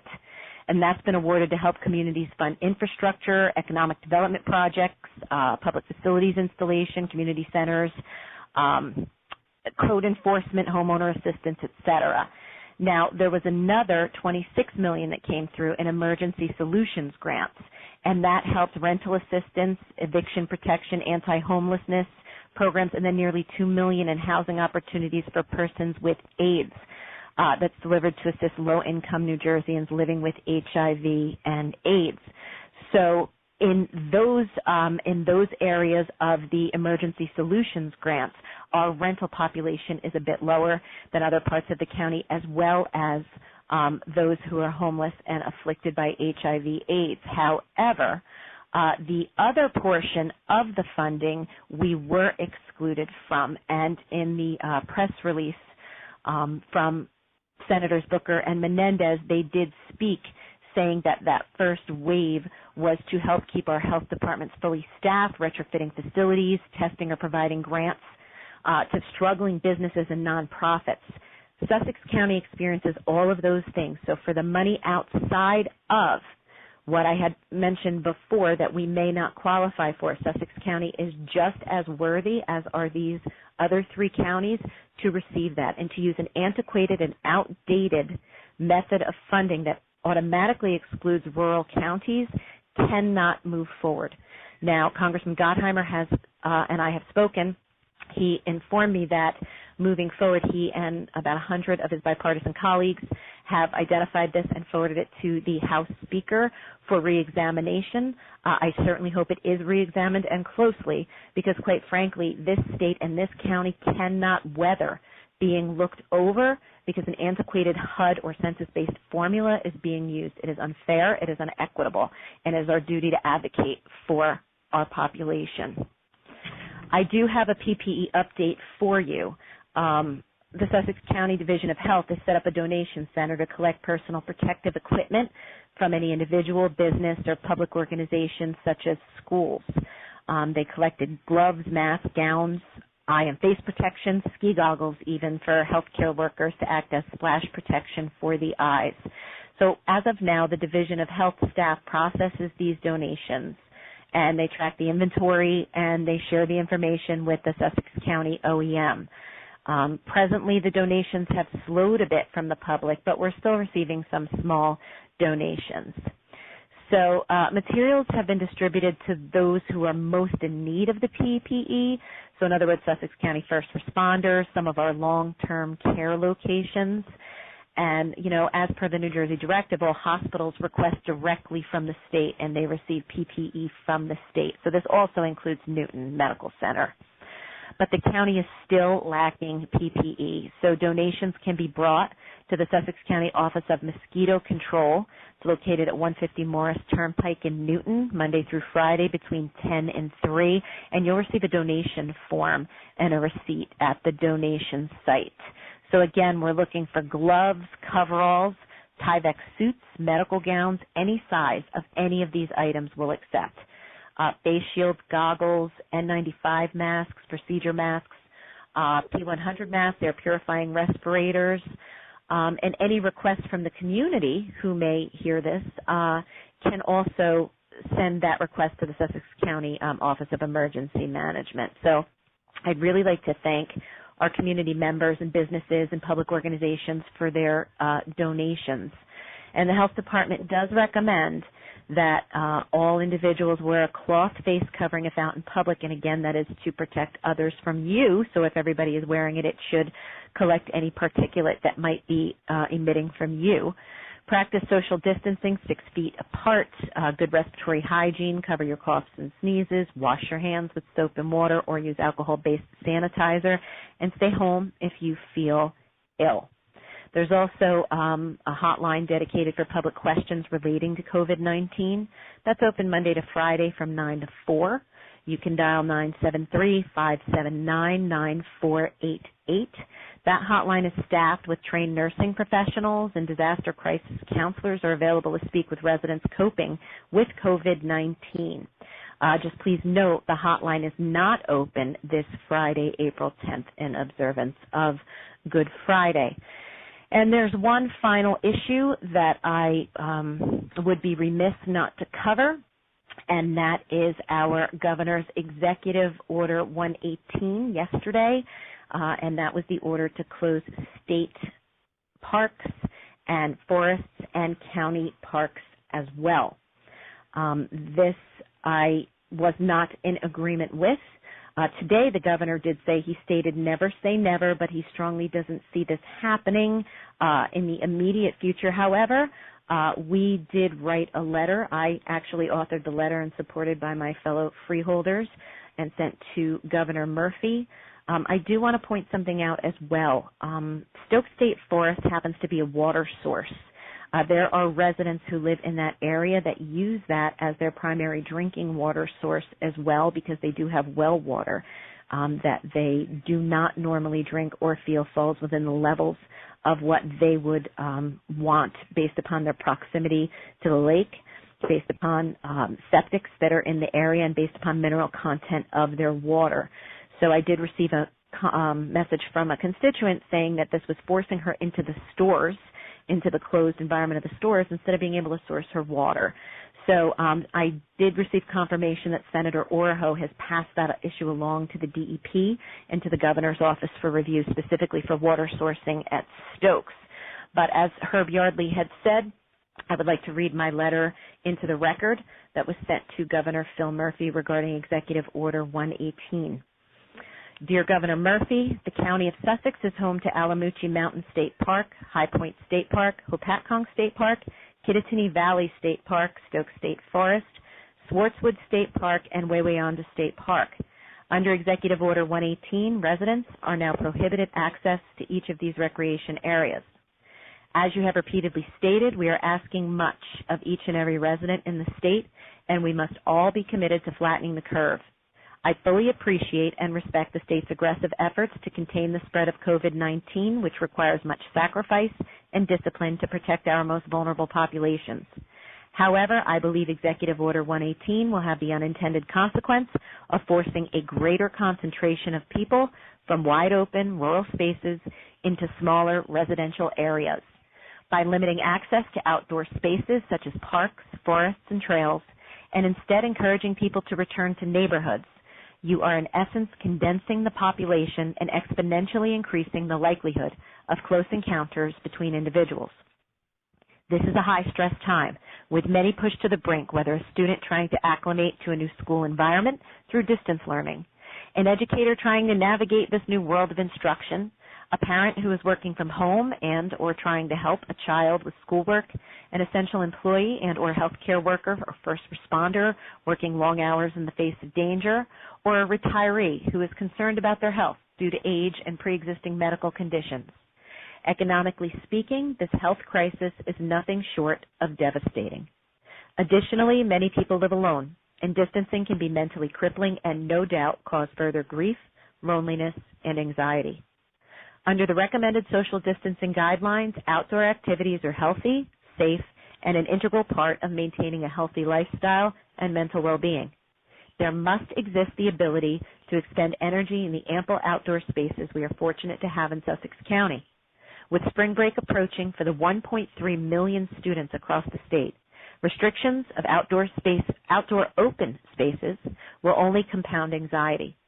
Being a middle school principal in Bergen County, the hardest hit in the state, I am also witness to the struggles experienced by our school families, and I firmly believe an outlet is absolutely necessary for maintaining mental health and emotional well-being. This unprecedented health crisis has certainly forced us all to make tough decisions, but I believe Executive Order 118 will in essence do more harm than good to the residents of Sussex County and the state of New Jersey by further concentrating the population into smaller areas. I respectfully request that you re-examine your decision to close state and county parks with the full understanding that social distancing guidelines must be maintained. Let's work together and listen to one another in order to strike a healthy balance that supports the safety of all of us. I am supported by my fellow freeholders in this request, and we appreciate your time and your consideration in reviewing this matter for the well-being of our residents. Respectfully, Dawn Fantasia, Deputy Director, Sussex County Board of Chosen Freeholders, Sylvia Patillo, Director, Sussex County Board of Chosen Freeholders, and Anthony Fasano, Joshua Hertzberg, and Herb Yardley, Freeholders. So I will certainly keep you posted if we hear any response back from the Office of the Governor. Also, really quickly, two of my liaison towns reached out, as I mentioned, Hardiston Township about the rentals, and Ogdensburg Mayor reached out asking if wildlife management areas were also included in the governor's order. So I addressed that. Hamburg has been kind of quiet, and Mayor Burrell from Vernon has been doing his updates and keeping his town pretty well updated as to what is happening and unfolding in Vernon. So I just want to thank my towns and my first responders, my police department, fire department in Franklin Borough in my hometown. They're doing an absolutely fantastic job. So thank you all. Thank you to everybody from the county who is just pulling so hard, and our residents are really amazing people. Our healthcare workers are just outstanding, and even the unsung heroes who keep our gas stations open, our grocery stores going, those people are absolutely amazing and absolutely selfless. So thank you. Dawn, your comments have caused Herb Yardley to have a question, so I'm going to let him ask it at this time. To our counselor, as you look out the window, you can see we have a county park out there, and there are sidewalks that go through the park. So my question is, are the sidewalks off limit, or is the grass off limit? I mean, are the sidewalks considered sidewalks that you can walk through that park? Well, I think in loose terms, you're saying we have a park. You're referring to the Newton Green. Yes. Now, when I spoke to Sheriff Strada this morning, we were talking about that. And again, by any stretch, to label that as a park is quite a stretch. As far as walking the perimeter on the sidewalks, I don't believe so. Walking through, I believe you would technically be on the, quote, park. And again, I use that term extraordinarily loosely. So what I would suggest is we should reach out to the sheriff and say if somebody chooses to cut through using the paved areas of that, if that is okay. But, I mean, I can't even envision, again, our definition of park and what that tiny, tiny parcel of land is. I can't even imagine it being inundated with individuals, but it might be. So I will reach out to the sheriff to clarify that. Okay, thank you very much. I appreciate it. I'd like to begin my comments tonight by thanking, there's so many people to thank, but I want to start with our County Administrator, Greg Poff, our County Clerk, Terry Lyons, and our County Attorney, Kevin Kelly, all of our county workers, our public health nursing, our public health emergency preparedness team, our Division of Health, our Medical Reserve Corps volunteer nurses, disaster response crisis counselors, the Sheriff and his Office of Emergency Management staff, our first responders, EMTs, police and firefighters, all medical staff, doctors, nurses, healthcare workers, and all medical facilities. And I just want to thank them because they work 24/7 to meet the needs of our residents during this health crisis. They are dedicated and caring individuals, and we rely on them every single day. I want to acknowledge their commitment to the county residents, and I want to thank all of them for all the things that they are doing to bring us through these very difficult times. Next, I'd like to make a comment on the amended budget that we just passed. And I want residents to understand that over the years, the county has taken the appropriate steps to ensure that the organization's reserves are as well positioned as possible. And our fund balance is up back to where it was before the recession, so we are able to deal with a crisis such as this health crisis. And I also want to say that it takes very good management throughout the entire year to meet all of our goals and address the many concerns we have in staffing, infrastructure, operations, and capital. And I want to thank, again, Greg Puff, our administrator, Elka Yetter, our CFO, and our auditors, Ray Serinelli Sr. and Ray Serinelli Jr. Next, I'd like to speak on testing sites. The officials from the Board of Freeholders, Division of Health, and the Sheriff's Office of Emergency Management are tracking down the needed kits and gear to allow for greater testing within the county. The county is also receiving support from its state and federal representatives to help us in our efforts. Sussex County remains committed to increasing testing capacity with local health care providers. The county is now in discussions with several laboratories who can provide the necessary support and capacity to activate a testing center. Considering alternative proposals will ensure the most effective and efficient use of extremely limited resources. We will continue in these efforts and are grateful to our state and federal representatives who have committed to working with us.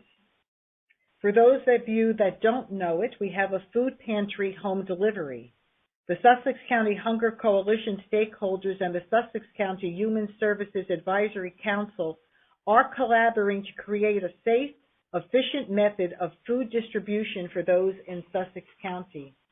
A list of the most up-to-date food pantry services currently being offered can be found on the county website, www.sussex.nj.us/COVID-19. Also, West Cap has Pathways to Prosperity is offering food delivery services every Tuesday for those who are not able to drive or lack transportation. To request delivery service, please call 973-862-6680 or email Morrison, that's MORRISOND, @norwescap.org. For further detail, just use that phone call number or use the email address. For information regarding how you can contribute donations, please contact Jennifer Salt at jsalt@zufallhealth.org. That's ZUFALLHEALTH.org. Social Services Food Pantry volunteers are working tirelessly to provide food for our residents during this stressful time. And residents may pick up food at Social Service Monday through Friday from 8:30 a.m. to 4:30 p.m. Social Services is located at 83 Spring Street in Newton. The food pantry continues to provide weekend meals to our school children who are studying from home in 6 school districts. We are grateful for the food pantry volunteers and the Sussex County community who have been so generous in their donations to the food pantry. And last, I'd like to mention our Sussex County Commerce, our Chamber of Commerce is dedicating to supporting area businesses impacted by the COVID-19. The Chamber is here to help all businesses in Sussex County through this challenging time by providing a comprehensive COVID-19 resource page on the Chamber's website located at www.sussexcountychamber.org. Please reach out to mail.sussexcountychamber.org for assistance. Also, the Chamber is now coordinating the Meals for Our Heroes campaign. And that is a campaign to gain donations that are collected to provide meals for the medical staff at Newton Medical Center. So if you're interested in contributing, you can do so by sending a check to the Newton Medical Center Foundation in care of the Sussex County Chamber of Commerce. And if you want more information for that, you can either go back to the Sussex County Chamber of Commerce website, or you can call them at 973-579-1811.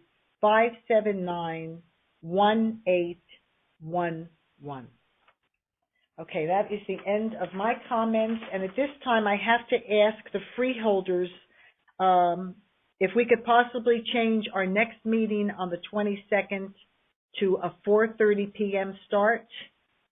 And I have to ask that now because we need to change the time on the meeting on the bond ordinance we will be considering tonight. So is there anyone who cannot make a 4:30 p.m. meeting on April 22nd? Is that a problem for any of the freeholders?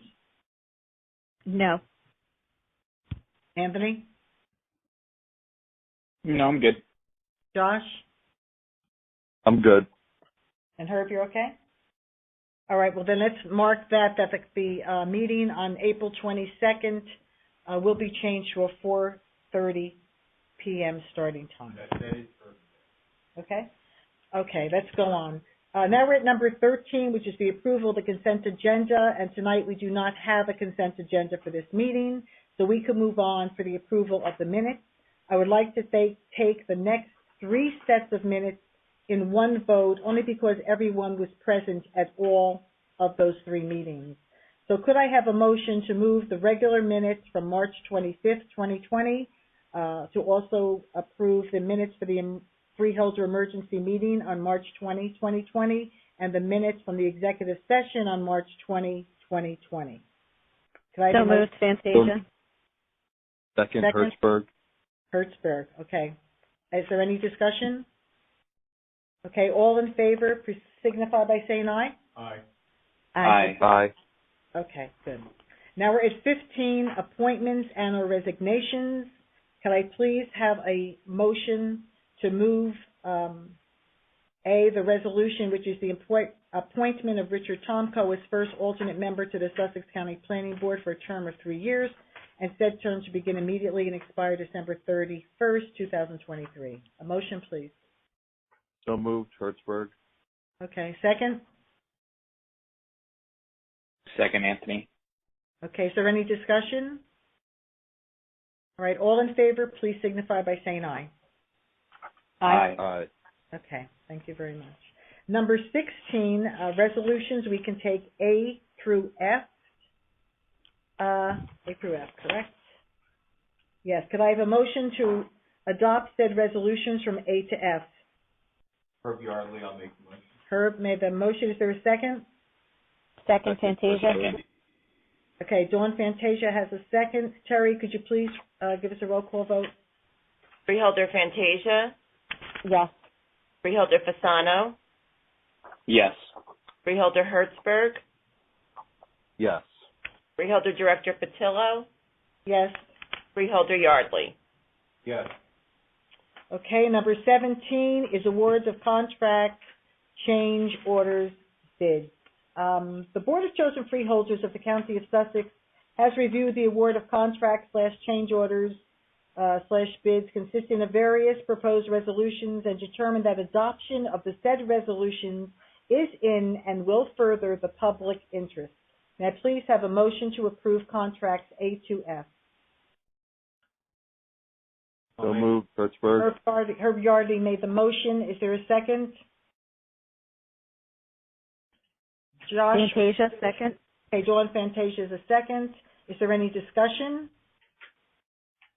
Okay, Terry, can we have a roll call, please? Freeholder Fantasia? Yes. Freeholder Fasano? Yes. Freeholder Hertzberg? Yes. Freeholder Director Patillo? Yes. Freeholder Yardley? Okay, number 18 is financial. We'll take A first, which is the resolution for payment of bills list of April 8th, 2020. Could I please have a motion to pay the bills? Fantasia, so moved. Okay, we have a first. Hertzberg, second. Thank you. Is there a discussion? Okay, not hearing any. Terry, could you call a roll vote, please? Freeholder Fantasia, Yes. Freeholder Fasano, Yes. Freeholder Hertzberg, Yes. Freeholder Director Patillo, Yes. Freeholder Yardley. Thank you. B is introduction for first reading, ordinance 20-02, bond ordinance providing for various 2020 capital improvements by and in the County of Sussex, State of New Jersey, appropriating $14,811,465, therefore, including grants in the amount of $5,971,768, and authorizing $7,705,000 bonds or notes of the county to finance part of the cost thereof.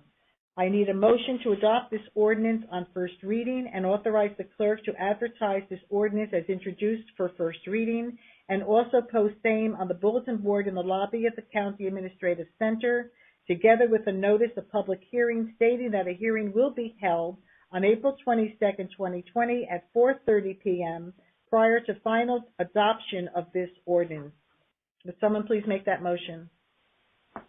Fantasia, so moved. Okay, second? Hertzberg, second. Thank you. Is there any discussion? Okay, not hearing any. Terry, would you call the vote, please? Freeholder Fantasia, Yes. Freeholder Fasano, Yes. Freeholder Hertzberg, Yes. Freeholder Director Patillo, Yes. and Freeholder Yardley. Okay, Yardley said yes. C is an introduction for first reading of ordinance 20-03, bond ordinance providing for capital improvements to the Sussex County Technical School located within the County of Sussex, State of New Jersey, appropriating $895,000, therefore, and authorizing the issuance of $895,000 of bonds or notes of the County of Sussex, State of New Jersey, for financing of such appropriations.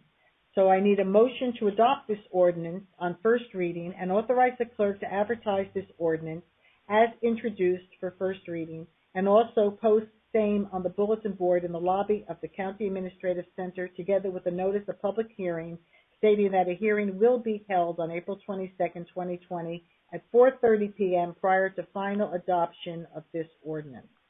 May I please have a motion? So moved, Anthony. Okay, Anthony, I'll take you as a first. Josh, a second? Yep. Thank you. Any discussion? Terry, would you call the vote, please? Freeholder Fantasia, Yes. Freeholder Fasano, Yes. Freeholder Hertzberg, Yes. Freeholder Director Patillo, Yes. Freeholder Yardley. Okay, D is an introduction for first reading of ordinance 20-04, bond ordinance providing for the undertaking of 2020 capital improvements at and for certain facilities of Sussex County Community College located within the County of Sussex, State of New Jersey, appropriating $2,800,000, therefore, and authorizing the issuance of $2,800,000 bonds or notes of the County of Sussex, State of New Jersey, for financing such appropriations, the principal of and interest on the aggregate principal amount of which will be entitled to state aid pursuant to Chapter 12 of the Laws of New Jersey of 1971. I need a motion to adopt this ordinance on first reading and authorize the clerk to advertise this ordinance as introduced for first reading, and also post same on the bulletin board in the lobby of the County Administrative Center, together with a notice of public hearing stating that a hearing will be held on April 22nd, 2020 at 4:30 p.m. prior to final adoption of this ordinance. May I please have a motion? Herb Yardley made the motion. May I have a second? Hertzberg, second. Thank you. Is there any discussion? Not hearing any. Terry, would you call the vote, please? Freeholder Fantasia, Yes. Freeholder Fasano, Yes. Freeholder Hertzberg, Yes. Freeholder Director Patillo, Yes. Freeholder Yardley. Yes. Okay, we'll move on to number 19, personnel. We have no items for this meeting. So our next is the administrative report. I'll turn that over to Greg Pop. Thank you, Director. Just moving the phone here to maintain good social distance. I've been meeting daily with the county's emergency preparedness team since March 12th, even though the preparedness team itself had been meeting for several weeks prior. The emergency preparedness team is comprised of the county's health officer, medical corps coordinator, public health nurses, and a risk communicator. This group is the county's front line in responding to this unprecedented health crisis. Their work includes contact tracing, preparation of press releases, communication with law enforcement, and coordinating the county's overall response. As previously stated, Sussex County remains committed to increasing its testing capacity with local health care providers. The county is now in discussions with several labs that can provide the necessary support and the capacity to activate a testing center. Considering alternative proposals ensures the most effective and efficient use of extremely limited resources. I was on a call this afternoon with a laboratory that has less invasive test kits that can be self-administered under the direction of a medical professional. In addition, they have the logistic capacity of standing up a portal that will provide the necessary medical screening, appointment making, and insurance processing for a testing site. A collection site operational plan, which is required by the state of New Jersey, has been developed in cooperation with the Sheriff's Office of Emergency Management. This plan is being finalized and will be sent to the State Department of Health for its review and approval. We will continue in these efforts and are grateful to our state and federal representatives who have committed to working with us. In addition, I participate on a daily call with the governor's office and have done so now for almost a month, and the 20 other counties to review the current status of the pandemic with representatives from the Department of Health, Department of Community Affairs, and the State Office of Emergency Management. The guidance from these meetings is distributed to the relevant county departments and communicated to municipal governments. As a means of keeping our municipal governments informed, the county has hosted 8 conference calls with the mayors throughout the county. An overview of the event and key messages are shared with our municipal partners. I am very appreciative of the support and cooperation that we have had with all of the mayors during this time. I will continue to keep the board and the public apprised of our continued efforts moving forward, and I would like to thank the Board of Chosen Freeholders for your support.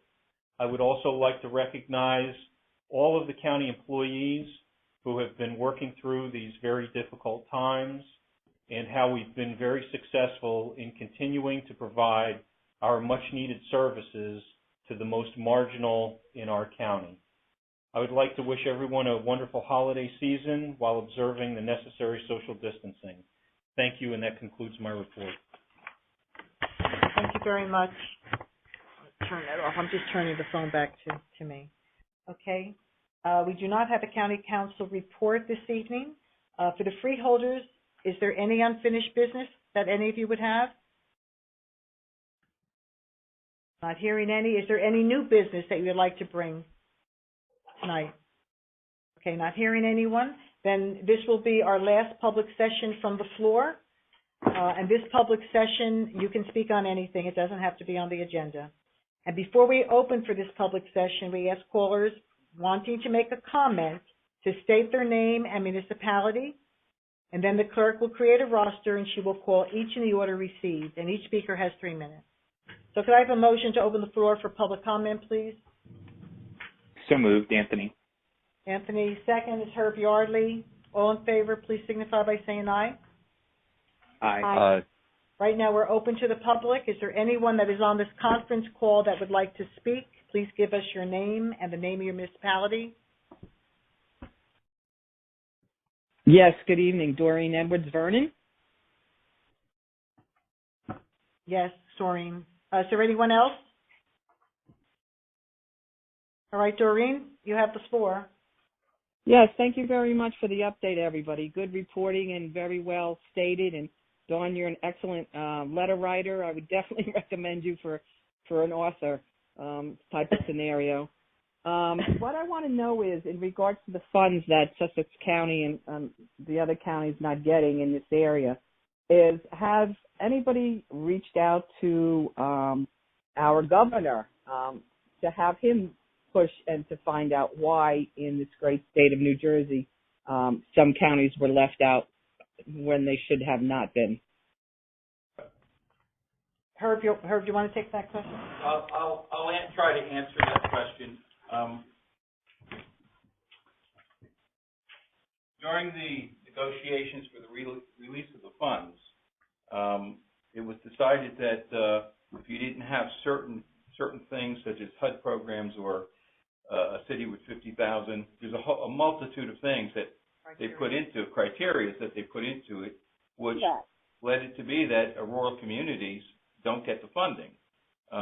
This is the first time, having been the health officer here previously, this is the first time that this has ever happened. And I don't think we've reached out to the governor, but he has $3 million in discretionary funds. The issue, though, is we would be denied funds. So it would be like standing on the corner with a tin cup saying, "Excuse me, can I have some?" And I don't think that's appropriate. I think as a freeholder and representative of the whole county, we're entitled to have funding because we're going to need it. Doreen, let me just speak on that as well. It seems that the money that's being released from the federal government is going through different departments. The Department of HUD is something that we never fit into in Sussex County. And you know, a couple of those criteria, the first criteria was having a population over 500,000. The second criteria was having a city within the county of population over 50,000. As you can see, we're not that kind of a county. So to put that money through the HUD department, you know, they had to know we were never going to get those available funds. So we reached out to our federal representatives because that was federal money, and they are back and reviewing the criteria because those are traditional calculations that never worked for us to begin with. Right. No, I guess what we have to do going forward, which this might be the first go-around for this virus, is maybe reach out and find out how we could get that funding schedule changed. Well, they're looking at that, but what they are looking at now is discretionary funds that our governor has, and to see if he would allocate some of those funds to the 4 counties that didn't receive anything for the HUD money that was just allocated. Right. Is that the $3 million that Herb just mentioned? Excuse me, I think I heard Herb mention something about $3 million. Or am I mistaken? Herb's right here. Yeah. My understanding is, and I could be wrong with the exact number, but I thought there was $3 million in discretionary funds. A letter. Herb, if I may, I believe that the state of New Jersey actually received $15 million. They received a small portion for the state health department of about $150,000, but I believe they also received $15 million. Now, I don't know if that is up for grabs, if that's not already allocated, and the discretionary remaining is $3, but out of the initial amount that was given, the state was allotted $15 million. Right. $3 million of discretionary. So we wrote a letter with, and the Freeholder Board approved that letter to go to the Vice President Pence to ask him to change. Right. I heard that. I did come in all around that time, Herb. So thank you very much. You're welcome. Good. Okay. Do you have any other questions, Doreen? No, I hate to say this, but you know, being that the weather's getting nice and it's been going on for a while, and we have enough health issues to deal with. Just people be safe because the ticks are out already. So you know, be safe and be well and have a happy holiday. Thank you. Thank you very much. Is there anyone else that would like to speak that's on the conference call? Motion to close. Wait, not yet. Mr. Geller, would you like to come up, please? Wait, Mr. Geller is going to speak. Gettler. Gettler. I want to thank you. First of all, the governor's going to have to use the money to be going on. Forget about Confused items, Appalachian Trail. He's got to get a little closer. Go ahead, Mr. Beck. The Appalachian Trail, first part of the trail through was purchased by the state of New Jersey. DEP owns it. Mhm. The extensions of the trail was bought by Department of Interior. Can you use it or can't you use it? Partially owned by the state, partially owned by the state. Wanted, when they got Woodburn Park, we told them, don't accept the DEP loan. It wasn't a grant loan, low interest loan. They went and got the DEP loan. That means state has control of that park, not Warners Township. And the state also, with that, got control of the previous park that Warners owned. Mm-hmm. So even though it's Warners Park, DEP controls it. Okay. Like a Paco. The newspaper, Epic Times, is pushing that people refer to this virus as a CCP virus, Chinese Communist Party virus. So people recognize why we had it. I think that's a good idea. The last item, while we're going through this pandemic, let's not forget what we already have. 2 years ago, I was almost put in the ground. I had 3 of them. We've got to get the politicians out of our medicine. The doctors are forced to follow the government protocols, and I was going down fast. They actually prosecuted doctors who didn't follow the government protocols. Until my doctor finally decided to use his medical knowledge, I was gone. Here today, I'm starting to be able to do things again. Good. But yesterday, I got a wake-up call. I got the first tick this year. No. Luckily, it didn't penetrate the skin. So we've got to start, the same time with the pandemic, we've got to start worrying about all the tick-borne diseases. You've had 3 so far this year? I got. At the doctor's on penicillin. Yeah. Well, this one, luckily, didn't penetrate. But we can't forget that because, and again, this idea of having politicians run medical things, no. The doctors should run it. The politicians should listen to the doctors. We're all totally gone. Okay, thank you very much. Thank you very much. Is there anyone else? I'm going to ask once more. Okay, not hearing anyone. Could I have a motion to bring it back, please? Make the motion. Herb Yardley made the motion. Could I have a second? Second, Dawn. From Dawn Fantasia made the second. All in favor, please signify by saying aye. Aye. Aye. Thank you. I would just like to say, and I want everybody to remember to please check the county's website at www.sussex.nj.us for meeting schedules and other important information. I would also like to wish everyone a very happy holiday. Now at this time, a motion to adjourn this meeting is in order. May I please have a motion? So moved. So moved, Hertzberg. And second? Fantasia. All in favor, please signify by saying aye. Aye. Aye. I just want to thank everyone for being on our call and for the freeholders for helping me get through that. So everyone enjoy your holiday. Good night. Thank you. Good night.